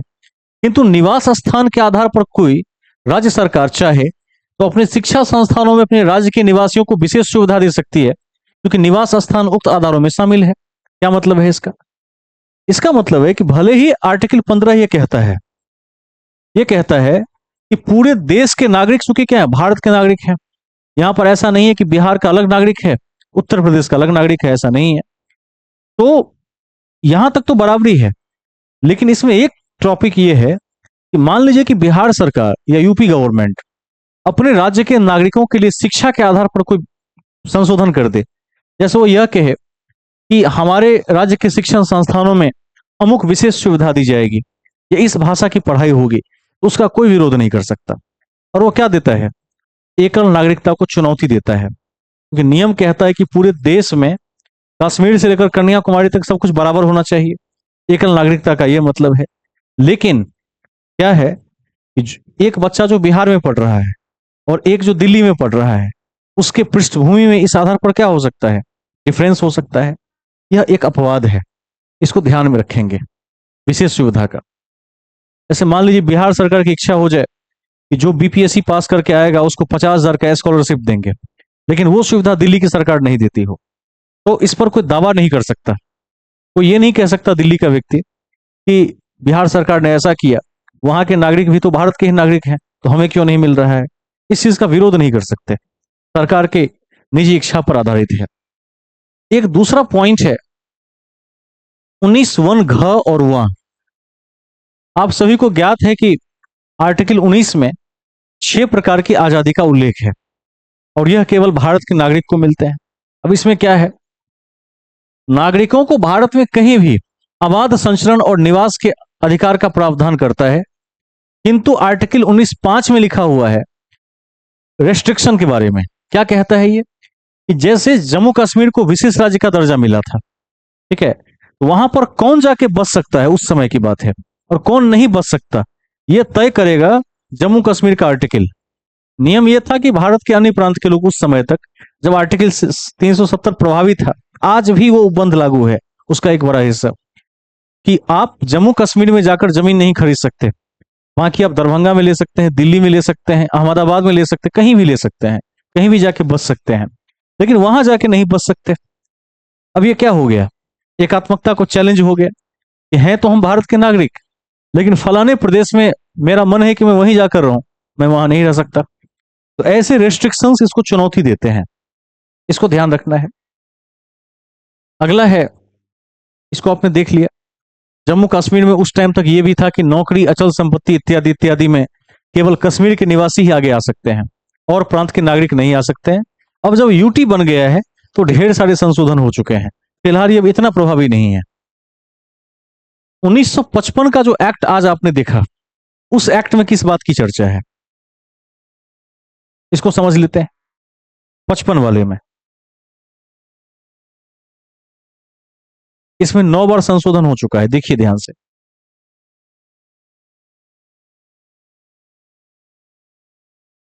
इसमें लिखा है एक्विजिशन ऑफ सिटीजनशिप, नागरिकता का अर्जन कैसे करें।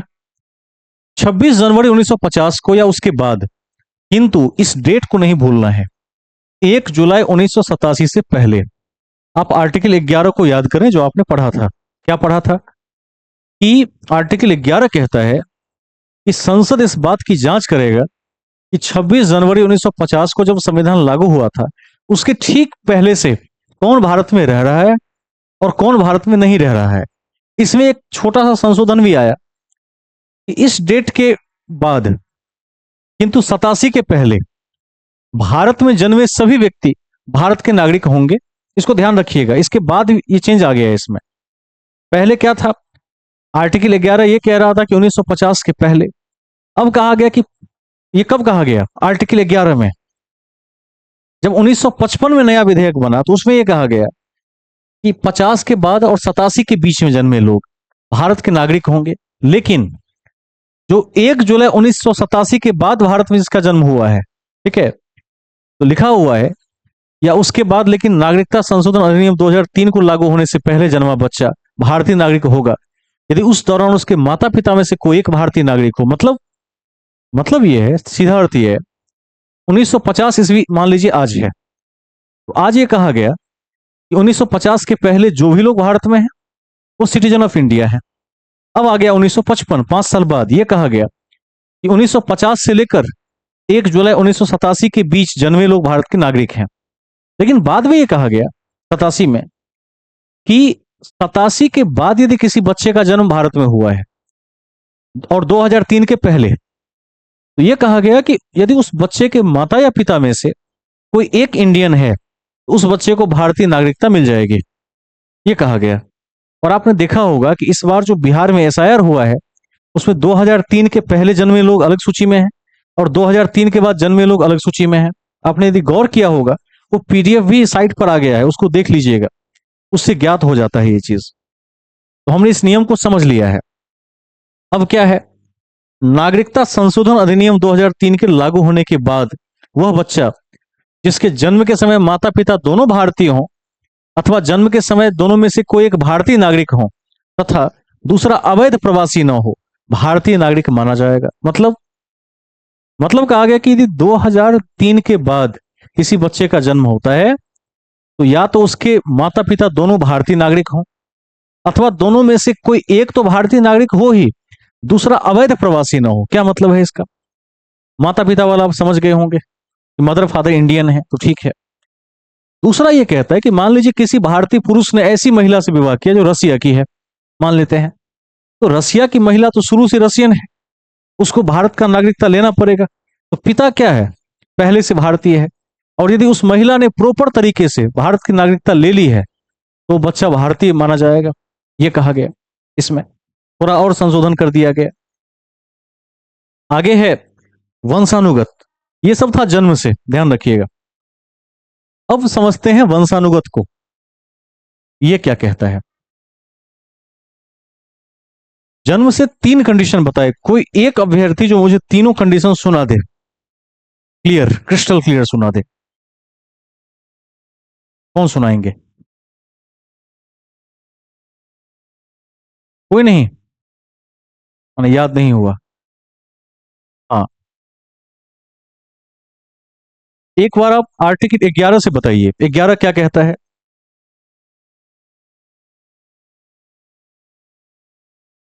और कब से नागरिकता मानी जाएगी 11 के अनुसार? 50, ठीक है। 50 के बाद कौन नागरिक हुआ और कब तक नागरिक होगा?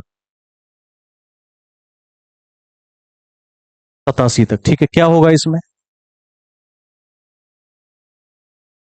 अच्छा, 50 से 87 के बीच क्या कंडीशन है?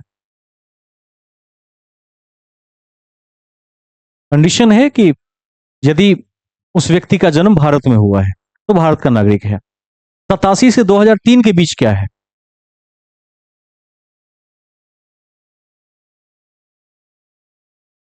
ठीक है। और 3 के बाद क्या है?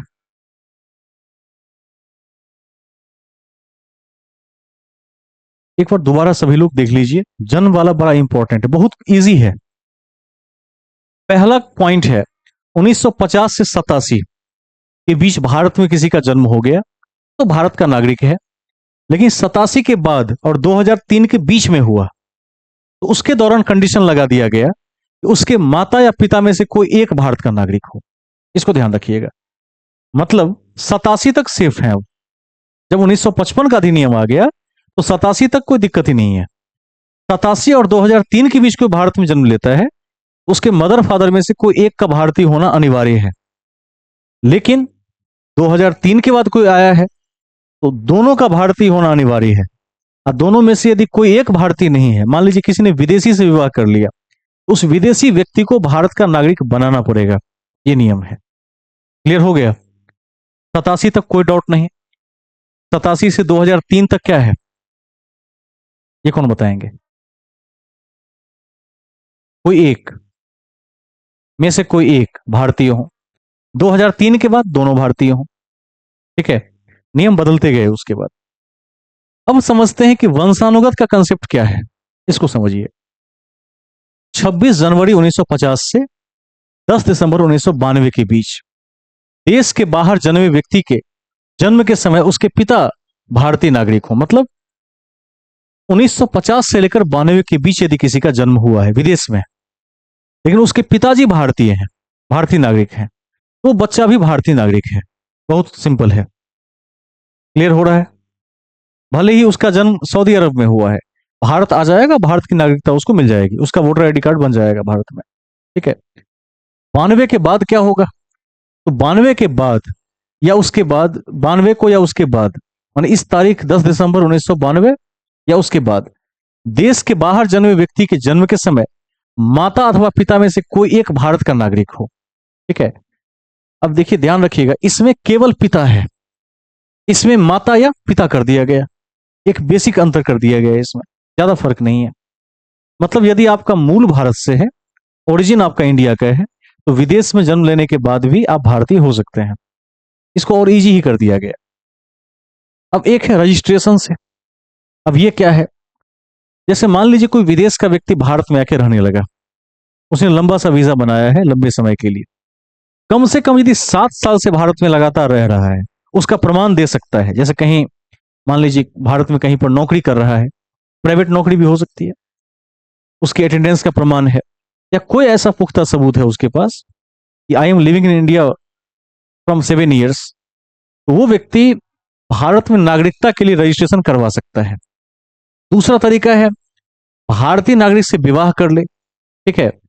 जो नागरिकता आवेदन देने से पूर्व 7 वर्ष तक भारत में रहा हो, मतलब जैसे कोई 7 साल से इंडिया में है और किसी भारतीय से विवाह कर लेता है या कर लेती है, तो दोनों कंडीशन में वो व्यक्ति क्या होगा? भारतीय हो जाएगा। दो कंडीशन हुए, पहला या तो 7 साल से रहता हो और नागरिकता के लिए अप्लाई करे तो हो जाएगा।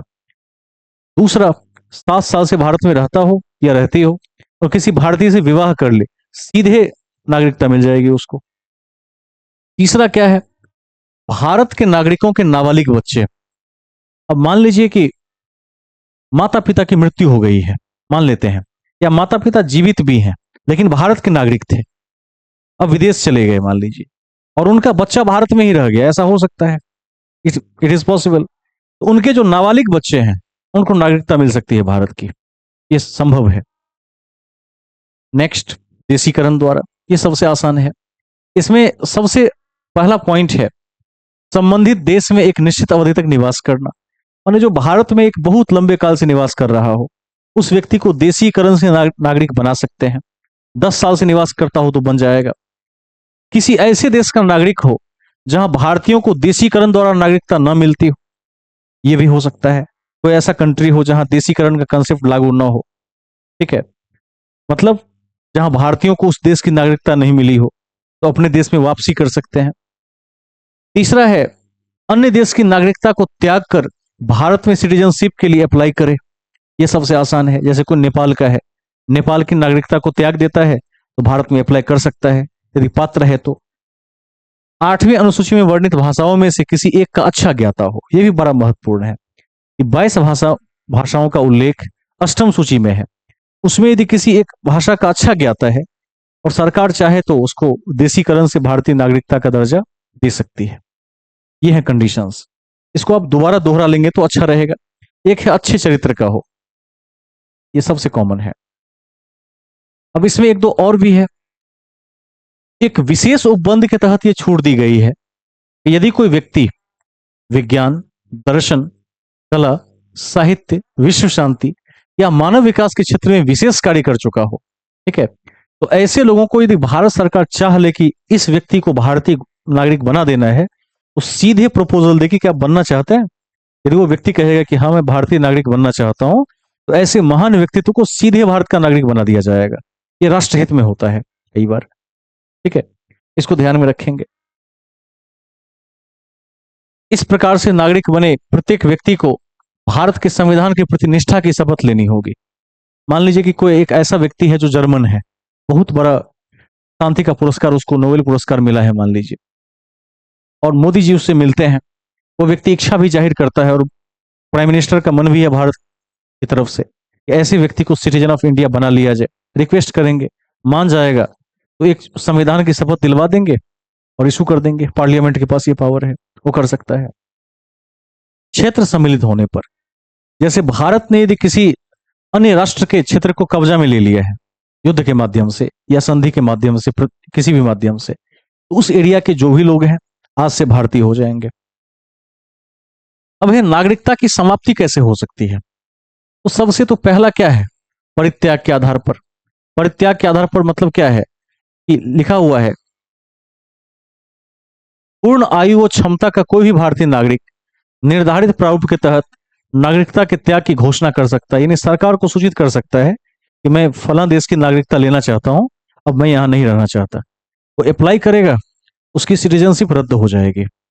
आपने देखा होगा फॉर्म 7 भरते हैं लोग कई बार वोटर लिस्ट से नाम कटवाने के लिए, इसी कड़ी में। आगे चलते हैं। बर्खास्तगी। बर्खास्तगी क्या होता है, जैसे किसी व्यक्ति ने भारत सरकार को बिना बताए किसी और देश की नागरिकता ले ली, तो सरकार की तरफ से उस व्यक्ति की भारतीय नागरिकता ऑटोमेटिक रद्द हो जाती है। इसको बर्खास्त होना कहते हैं। नेक्स्ट क्या है, वंचित किए जाने पर।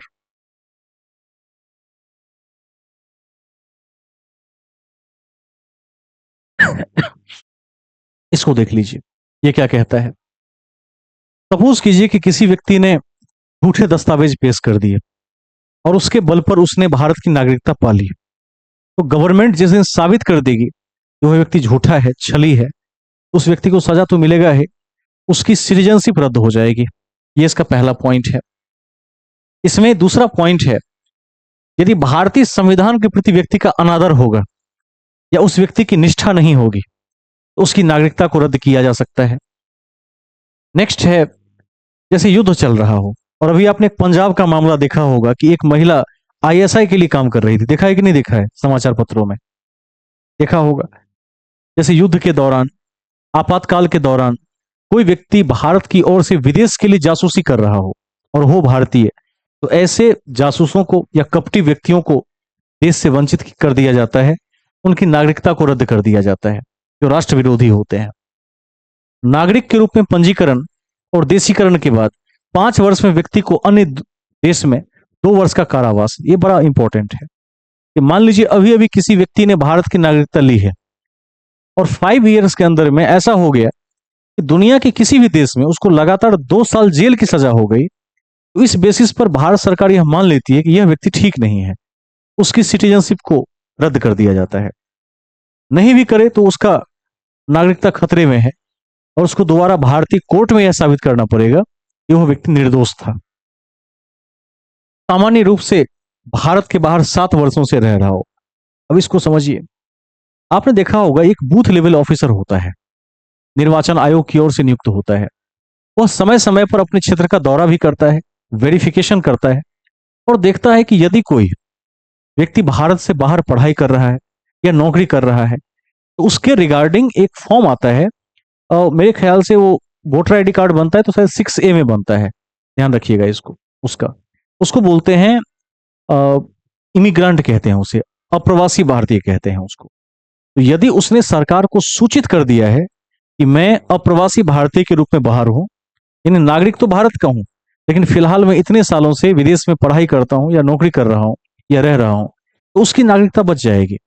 लेकिन किसी ने सरकार को सूचना नहीं दिया और उसने वही वोटर आईडी कार्ड बनाया है जो रेगुलर वोटर आईडी कार्ड जो सबके पास है फॉर्म 6 के तहत, और रहता है 7 साल या ऊपर से विदेश में, तो उसकी नागरिकता ऑटोमेटिक रद्द हो सकती है, सरकार को पता चल जाए तो, कुछ सूचना दे दे तो। अब एक नोट है, जो व्यक्ति जन्म के आधार पर भारत का नागरिक है उसे किसी भी स्थिति में नागरिकता से वंचित नहीं किया जा सकता। 7 वर्षों से भारत के बाहर रहने से तात्पर्य है इस दौरान वह न तो किसी शिक्षा संस्थान में पढ़ा हो और न ही भारत सरकार या किसी ऐसे अंतर्राष्ट्रीय संगठन की सेवा में हो जिसमें भारत सदस्य रहा हो। मतलब समझिए, मतलब यह है कि वही बात जो मैंने कही, यदि कोई पढ़ने के उद्देश्य से गया है तो चल जाएगा, लेकिन अन्य उद्देश्य से बाहर रहता है, नौकरी कर रहा है, सूचना नहीं दे रहा है सरकार को कि मैं अप्रवासी बन गया हूं, तो उसकी नागरिकता जा सकती है। साथ ही किसी ऐसे संस्थान को ज्वाइन कर ले जो भारत के साथ क्या है, विरोध में है, या किसी गुट का भारत मेंबर नहीं है, उस गुट के किसी देश में चला जाए तो रद्द हो सकता है। आगे चलते हैं। नेक्स्ट है विदेशी निवासियों के विशेष दर्जे, special status of foreign residents. अब इसमें क्या है, इसमें एक टॉपिक है एनआरआई, नॉन रेजिडेंट इंडियंस। इसकी चर्चा मैंने अभी अभी की है। ये भारत के ऐसे नागरिक होते हैं जो, ध्यान दीजिएगा, भारतीय पासपोर्ट धारण करते हैं किंतु नौकरी या व्यवसाय के लिए भारत से बाहर रहते हैं। प्रायः यदि कोई भारतीय नागरिक लंबे समय तक विदेश में रहता है या अनिश्चित काल तक भारत से बाहर रहता है या रहने की मंशा प्रकट करता है तो उसको एनआरआई कहा जाता है। इसका रूल है कि आपको क्या करना पड़ेगा, एक देश से पासपोर्ट, दूसरे देश से वीजा लेना पड़ता है।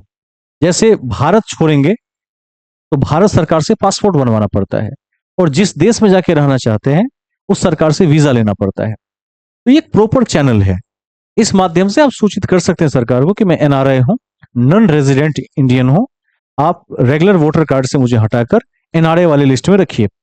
उस व्यक्ति की बहुत लंबे समय तक यानी अनिश्चित काल तक भारत की नागरिकता बची रहेगी, भले वो 20 साल के बाद लौट के भारत है, कोई दिक्कत नहीं है। लेकिन कोई बिना सूचना दिए भाग गया है कहीं भी विदेश और 7 साल से अधिक हो गए और भारत सरकार को उसने कोई एनआरआई की सूचना नहीं दी, कुछ नहीं बताया, तो ऐसे कंडीशन में उस व्यक्ति की नागरिकता जाने का भय रहता है। ठीक है, एक दूसरे सेक्शन में चलते हैं, इस खंड को देखते हैं। एक टॉपिक है अनिवासी भारतीय, एनआरआई, जो हमने देख लिया है। एक तथ्य आप लोग याद रखेंगे, 1955 की धारा 7A के दायरे में विदेशी भारतीय नागरिक कार्ड धारक आते हैं जिसको आप एनआरआई बोलते हैं। ऐसे व्यक्तियों के पास भारतीय मूल के व्यक्ति का एक कार्ड होता है। 19/8/2002 को केंद्र सरकार द्वारा जारी अधिसूचना संख्या 26/011/4/98 के तहत रजिस्टर्ड हैं, उन्हें विदेशी भारतीय नागरिक कार्ड धारक माना जाएगा मई 2015 के आधिकारिक सूचना के अनुसार। क्या मतलब है इसका, इसका वही मतलब है कि व्यक्ति प्रॉपर चैनल से सरकार को सूचित करके पासपोर्ट बना के गया हो तो रेगुलर वोटर लिस्ट से हट जाएगा और वो एनआरआई की लिस्ट में आ जाएगा। एनआरआई की लिस्ट में रहेगा तो सरकार यह मानेगी कि फिलहाल ये विदेश में रहता है लेकिन यह भारत आने की मंशा रखता है और भारत में ही रहना चाहेगा। आगे चलते हैं। एक वेरी वेरी इंपॉर्टेंट टर्मोलॉजी है PIO card, person of Indian origin, भारतीय मूल के लोग। ये क्या है, इसको समझिए। देखिए, ये एक ऐसा सिस्टम है जिसमें आपने अखबार में पढ़ा होगा कि देश की प्रतिभा पलायन कर रही है। जैसे भारत के आईआईटी से बीटेक करके एक अच्छे पैकेज के लोभ में एक युवा अमेरिका चला जाता है या ऑस्ट्रेलिया चला जाता है। सरकार चाहती है कि ऐसे लोग अपने देश की सेवा करें। तो ऐसा कोई व्यक्ति जो भारत से बाहर चला गया और अच्छी योग्यता रखता है, यदि वो चाहता है कि भारत आए तो पीआईओ कार्ड बनवा सकता है। इसमें क्या होता है, उसको भारत की अस्थायी नागरिकता उसके पास रहती है। तो पढ़ते हैं एक बार।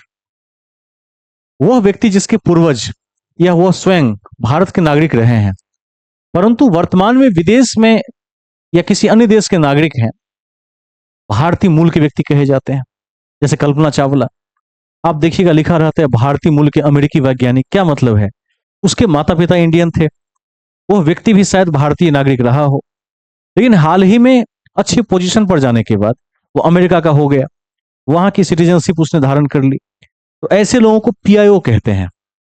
गौरवतल है गौरव तलब है कि जो व्यक्ति पाकिस्तान, श्रीलंका, बांग्लादेश, नेपाल, भूटान, अफगानिस्तान या चीन के नागरिक हैं या कभी रहे हैं, वो भारतीय मूल के वर्ग में शामिल जीवन में कभी नहीं हो सकते। इसको भी ध्यान रखना है और पीआईओ को भी ध्यान में रखना है। जैसे एक कल्पना चावला यदि चाहती कि मैं भारत के नागरिक बनूं, सरकार उसको दे देती, पीआईओ के तहत आराम से दे देती, क्योंकि प्रतिभा देश लौट रही है, ये तर्क था इसके पीछे। और यदि कोई व्यक्ति पाकिस्तान का नागरिकता ले लिया, श्रीलंका चला गया, बांग्लादेश चला गया, नेपाल, भूटान या अफगान चला गया या चीन के नागरिक हो गए, तो अब भारत नहीं आ सकते। भारत सरकार नागरिकता वैसे उसको नहीं देगी। ठीक है, भारतीय मूल के व्यक्ति में पीआईओ में शामिल नहीं हो सकता वो व्यक्ति कभी। उसको एक ही तरीका है कि खुद से वहां रिजाइन करे, फिर यहाँ अप्लाई करे, तब जाके बात बनेगी, वो भी कई कंडीशन पर। पीआईओ के लेवल में वो नहीं आएगा। क्यों नहीं आएगा? तो भारत सरकार नहीं मानती है कि इन देशों में जो लोग भाग के चले गए हैं वो लोग योग्य लोग होंगे। ठीक है, वो इंटेलिजेंट लोग होंगे, ऐसा सरकार नहीं मानती है। सरकार मानती है कि जो अमेरिका चला गया, जर्मनी चला गया, जापान चला गया, ऑस्ट्रेलिया चला गया, ये लोग क्या है? उन्नत लोग हैं, इनकी हमें जरूरत है। और जो भारत छोड़ के पाकिस्तान चला गया, उसको सरकार मान के चलती है कि वो किसी लायक का आदमी नहीं होगा, उसको लेके क्या करेंगे दोबारा, उसको छोड़ दिया जाता है। एक आंतरिक तर्क है पार्लियामेंट का अपना। तो पीआईओ उन्हीं को मिलता है, इसके विलग वालों को। एक है OCI, overseas citizen of India, Bharat के समुद्र पारीय नागरिक। अब इसको समझिए, कोई भी व्यक्ति जो बांग्लादेश या पाकिस्तान, ब्रैकेट में लिखा है एवं भारत सरकार द्वारा इस प्रयोजन में घोषित किसी अन्य देश का नागरिक नहीं है। इसमें दो देश को टारगेट किया गया है, बांग्लादेश और पाकिस्तान का नागरिक नहीं है, रखिएगा, और न ही कभी रहा है। तो निम्न में से कोई शर्त पूरी करने पर वह भारत के ओवरसीज सिटीजन ऑफ इंडिया के रूप में जाना जाएगा, बशर्ते कि उसकी आयु 18 साल से ऊपर की हो। पहला क्या है? संविधान लागू होने के समय या उसके बाद कभी भी भारत का नागरिक रह चुका है। मान लीजिए कोई ऐसा व्यक्ति है जो समुद्र पारीय देश से है, दो शत्रु देशों को छोड़कर, बांग्लादेश और पाकिस्तान को छोड़कर, यदि वो इतिहास में कभी भारत का नागरिक रहा है, तो उसको आज भी सरकार ओवरसीज सिटीजन मानने को तैयार है, समुद्र पारीय नागरिक मानने को तैयार है। दूसरा है, किसी ऐसे क्षेत्र से संबंधित हो जो 15 अगस्त 47 के बाद भारत का अंग बन गया हो, जैसे सिक्किम। सिक्किम को सह राज्य से क्या बनाया गया? राज्य बनाया गया। तो उस एरिया के सभी लोग भारतीय कहलाए, ये कंडीशन है। यदि उपयुक्त तीनों में से किसी वर्ग में शामिल किसी व्यक्ति का बेटा, बेटी, पोता, पोती या नाती, नातिन है, मतलब बांग्लादेश या पाकिस्तान से व्यक्ति नहीं है, लेकिन किसी और समुद्र पारीय देश से है और उसके पूर्वज भारतीय रहे हैं, उसको समुद्र पारीय भारतीय या ओवरसीज इंडियन सिटीजन माना जाएगा। ठीक है, आगे चलते हैं। इसको थोड़ा आप देख लीजिए, बहुत महत्वपूर्ण है। तुलना करके देखते हैं एक बार, इसको लिख लेंगे सभी लोग। ये जितने पीडीएफ्स हैं या ग्रुप में भेज दिए जाएंगे, इसको आप नोट डाउन कर लेंगे, अच्छा रहेगा। इसमें है तुलना का आधार। नागरिकता के लेवल पर देखिए तो भारतीय, विदेशी, नागरिक विदेश में, और इसमें देखिएगा ये पीआईओ वाला नागरिक है, टैलेंट वाले लोग, और वो क्या है? समुद्र पारीय वाला है। सब में क्या तुलना है भारतीय नागरिक के साथ, क्या क्या मिलेगा और क्या क्या नहीं मिलेगा। सबसे पहले अर्हता को देखिए। अच्छा, इसमें भारतीय नागरिक वाला कॉलम नहीं है, एनआरए वाला कॉलम है। चलिए ये ठीक है, नॉन रेजिडेंट वाला है। देखिए ये लोग भारत के नागरिक हैं, याद रखेंगे। इन लोगों ने सरकार को सूचित कर दिया है कि हम अभी पढ़ने के लिए विदेश गए हैं, वापस 5 साल में चले आएंगे, तो ये एनआरआई हुए। बाकी दो आपने समझ लिया है। अर्हता की बात कीजिए, इसमें वो लोग आएंगे जो विदेश में लंबे समय से रहते हैं। पीआईओ वालों में कौन आएगा? जिसके पूर्वज भारतीय रहे हैं और भारत के सटे हुए इन 7-8 देशों में से कहीं नहीं गया है, इसके अलावा कहीं चला जाए, उसके पूर्वज भारतीय हैं तो लौट के आ सकता है। और इसमें क्या है? पाकिस्तान और बांग्लादेश को छोड़कर बाकी समुद्र पारीय लोग जिनके वंशज भारतीय रहे हैं, उनको भारतीय कंसीडर किया जाएगा। तीनों में इतनी ही बातें हैं, एक बार आप इसको देख लेंगे, रिवाइज हो जाएगा। सुविधाओं को देखिएगा तो जो एनआरआई वाले लोग हैं उसको सभी सुविधा मिलती है। जो पीआईओ वाले लोग हैं उनको 15 साल तक वीजा की आवश्यकता नहीं होती है। ठीक है, ओवरसीज वालों को लाइफ टाइम वीजा है, इसको इतना ध्यान रख लीजिएगा। बाकी अंतर थोड़ा सा देख लेंगे। जो एनआरआई हैं उनके साथ वही व्यवहार होगा जो नागरिक के साथ होता है। जो पीआईओ हैं वो पर्वतारोहण, मिशनरी कार्य, अनुसंधान या प्रतिबंधित क्षेत्रों की यात्रा के लिए विशेष अनुमति की आवश्यकता लेकर आएंगे, वो भी लेकर आएंगे। ठीक है, एनआरआई भारतीय नागरिक के यहाँ बराबर हैं। इनको 7 साल इंडिया में निवास करना पड़ेगा, इनको 5 साल निवास करना पड़ेगा। एनआरआई को वोट डालने का अधिकार है क्योंकि एनआरआई के माता पिता अभी भी इंडिया में रहते हैं, एनआरआई केवल बाहर गया है। इन दोनों को वोट देने का अधिकार नहीं है। एनआरआई भारतीय संवैधानिक पद पर नियुक्त हो सकता है, लेकिन ये दोनों संवैधानिक पद पर नियुक्त नहीं हो सकते। एनआरआई का मतलब ये समझिए कि आपके गांव में एक व्यक्ति पति पत्नी आईएएस बन गए और उनका बेटा आईआईटी से एमटेक कर गया और अमेरिका चला गया है, तो पति पत्नी आज भी भारत में है, बेटा अमेरिका में है, बेटा एनआरआई कहलाएगा। बेटा भी भारतीय नागरिक है, इसीलिए उसको वोट डालने का भी अधिकार मिलेगा। भारत में किसी सरकारी परीक्षा में पास करने का अधिकार, उसको बैठने का अधिकार मिलेगा। लेकिन ये पीआईओ को नहीं मिलेगा, ये ओवरसीज वालों को नहीं मिलेगा। इसको ध्यान में रखना है। शिक्षा की बात करें तो एनआरआई को सब कुछ मिलेगा, इसको भी शिक्षा मिलेगा, इसको भी शिक्षा मिलेगा। ठीक है, भारत में भारतीय मुद्रा में खाता खुलवाने की सुविधा, तो इंडियन करेंसी में यानी रुपया में खाता तीनों खुलवा सकते हैं किसी भी बैंक में। डॉलर में नहीं, पौंड में नहीं, रुपया के अंदर। ध्यान रखेंगे। 2015 का अमेंडमेंट हुआ था, इसको भी आप देख सकते हैं। थोड़ा सा इसको रीड कर लेंगे, अच्छा रहेगा। 19 वाला आपके लिए बहुत महत्वपूर्ण है। एक चीज देख लीजिए, अब पीआईओ कार्ड योजना को समाप्त कर दिया गया है और जारी सभी पीआईओ कार्ड को अब ओसीआई कार्ड का दर्जा प्राप्त होगा। ठीक है, कॉपी के सबसे टॉप पर लिख लीजिए ओसीआई, तीर का चिन्ह, ओसीआई तीर का चिन्ह।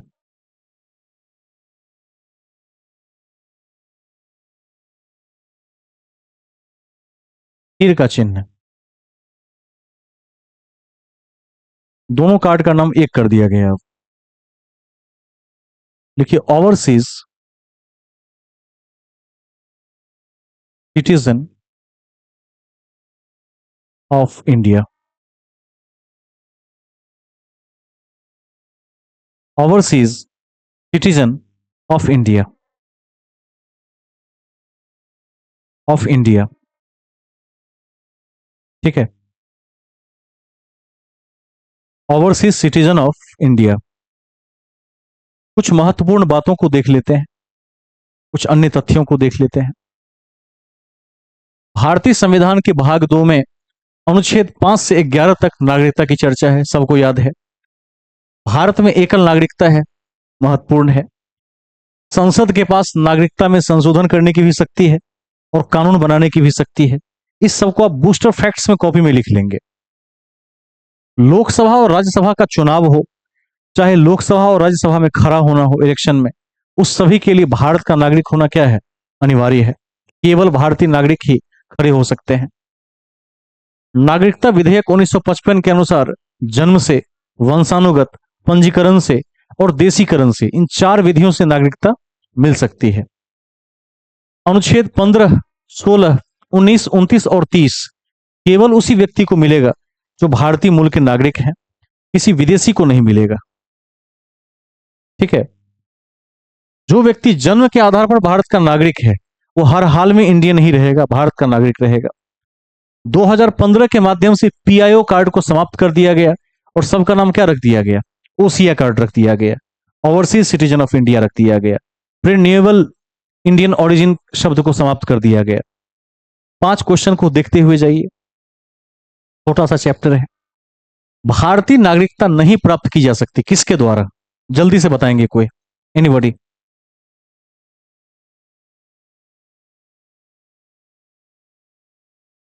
नहीं नहीं, ये तो आराम से हो सकता है। यदि भारत किसी भूभाग पर कब्जा कर ले तो उस भूभाग के सारे लोग भारतीय हो जाएंगे। किसी बैंक में धन जमा करके, क्या बताए थे, चाहे भारत का नागरिक हो, चाहे एनआरआई हो, चाहे ओसीआई हो, चाहे पीआईओ हो, तभी भारतीय बैंक में खाता खुलवा सकते हैं। अभी अभी दिखाए थे, ये देखिए। इसको ध्यान से देखिए, इसको देखिए। भारतीय बैंक में खाता सभी खुलवा सकते हैं, लेकिन खाता खुलवा लेने से कोई नागरिक नहीं हो सकता। परमानेंट नागरिक एनआरआई हो सकता है इसमें, क्योंकि उसके माता पिता अभी इंडिया में हैं और उसने फिलहाल किसी विदेश की नागरिकता नहीं ली है। बाकी के पास तो है ही नहीं, ये केवल कहने के लिए नागरिक है। इसका सही उत्तर क्या हो सकता है? चौथा, डी, भारतीय बैंक में धन जमा करके। नेक्स्ट, भारत में कौन से पद के लिए जन्म से भारत का नागरिक होना जरूरी है? किस पद के लिए क्या होगा?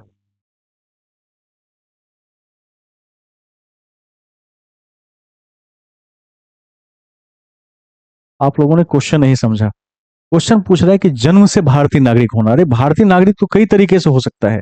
जन्म से हो सकता है, देशीकरण से हो सकता है, वंश से हो सकता है। ठीक है, ध्यान दीजिए। कह रहा है जन्म से भारत का नागरिक होना जरूरी है। अब मैंने क्या बताया कि राष्ट्रपति के लिए, संवैधानिक पदों के लिए भारतीय नागरिक होना जरूरी है। अब ये नहीं बताया कि जन्म से जरूरी है, कि वंश से जरूरी है, कि देशीकरण से जरूरी है। किसी भी तरह से भारत का नागरिक हो जाए बस, उसके बाद चुनाव लड़ सकता है।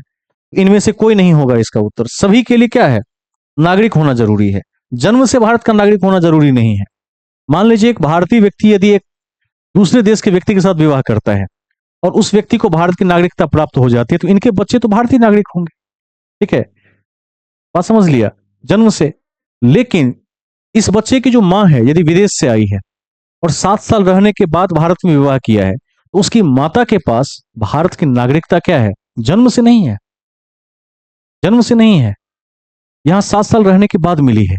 अब वो नागरिक हुई है, वो भी चुनाव लड़ सकती है भारत में, जैसे सोनिया गांधी। ठीक है, सोनिया गांधी के विषय में आप जानते हैं, भारत की नहीं है लेकिन अब भारतीय है। तीसरा, निम्नलिखित में से कौन सा अनुच्छेद संसद को नागरिकता के संबंध में कानून बनाने की शक्ति देता है? कौन बताएंगे? आर्टिकल 11। Very good. नागरिकता अधिनियम 1955 के अनुसार भारत की नागरिकता कितने तरीकों से प्राप्त की जा सकती है? क्या होगा? कुल 5 तरीके हो सकते हैं। किसी भारतीय नागरिक को किसी भी दशा में भारत की नागरिकता से वंचित नहीं किया जा सकता यदि वह किस बेस पर वंचित नहीं कर सकते, हर हाल में, यदि वो जन्म से नागरिक है। यदि कोई जन्म से भारतीय है, उसको हर हाल में भारत का नागरिक मानना पड़ेगा। सरकार उसकी नागरिकता को रद्द अपने आप नहीं कर सकती है जब तक वो अप्लाई ना करे इसके लिए। ठीक है, इन्हीं शब्दों के साथ मैं कक्षा के समाप्ति की घोषणा करता हूं। अगला चैप्टर मूल अधिकार का होगा, जिसकी क्लास कल होगी। कल आप सभी पूरे रिवीजन के साथ आएंगे, बड़ा चैप्टर है, और कल उस अध्याय को हम कोशिश करेंगे कि एक क्लास में खत्म हो जाए। नहीं हुआ तो 2 क्लास में तो हो ही जाएगा। शुभरात्रि।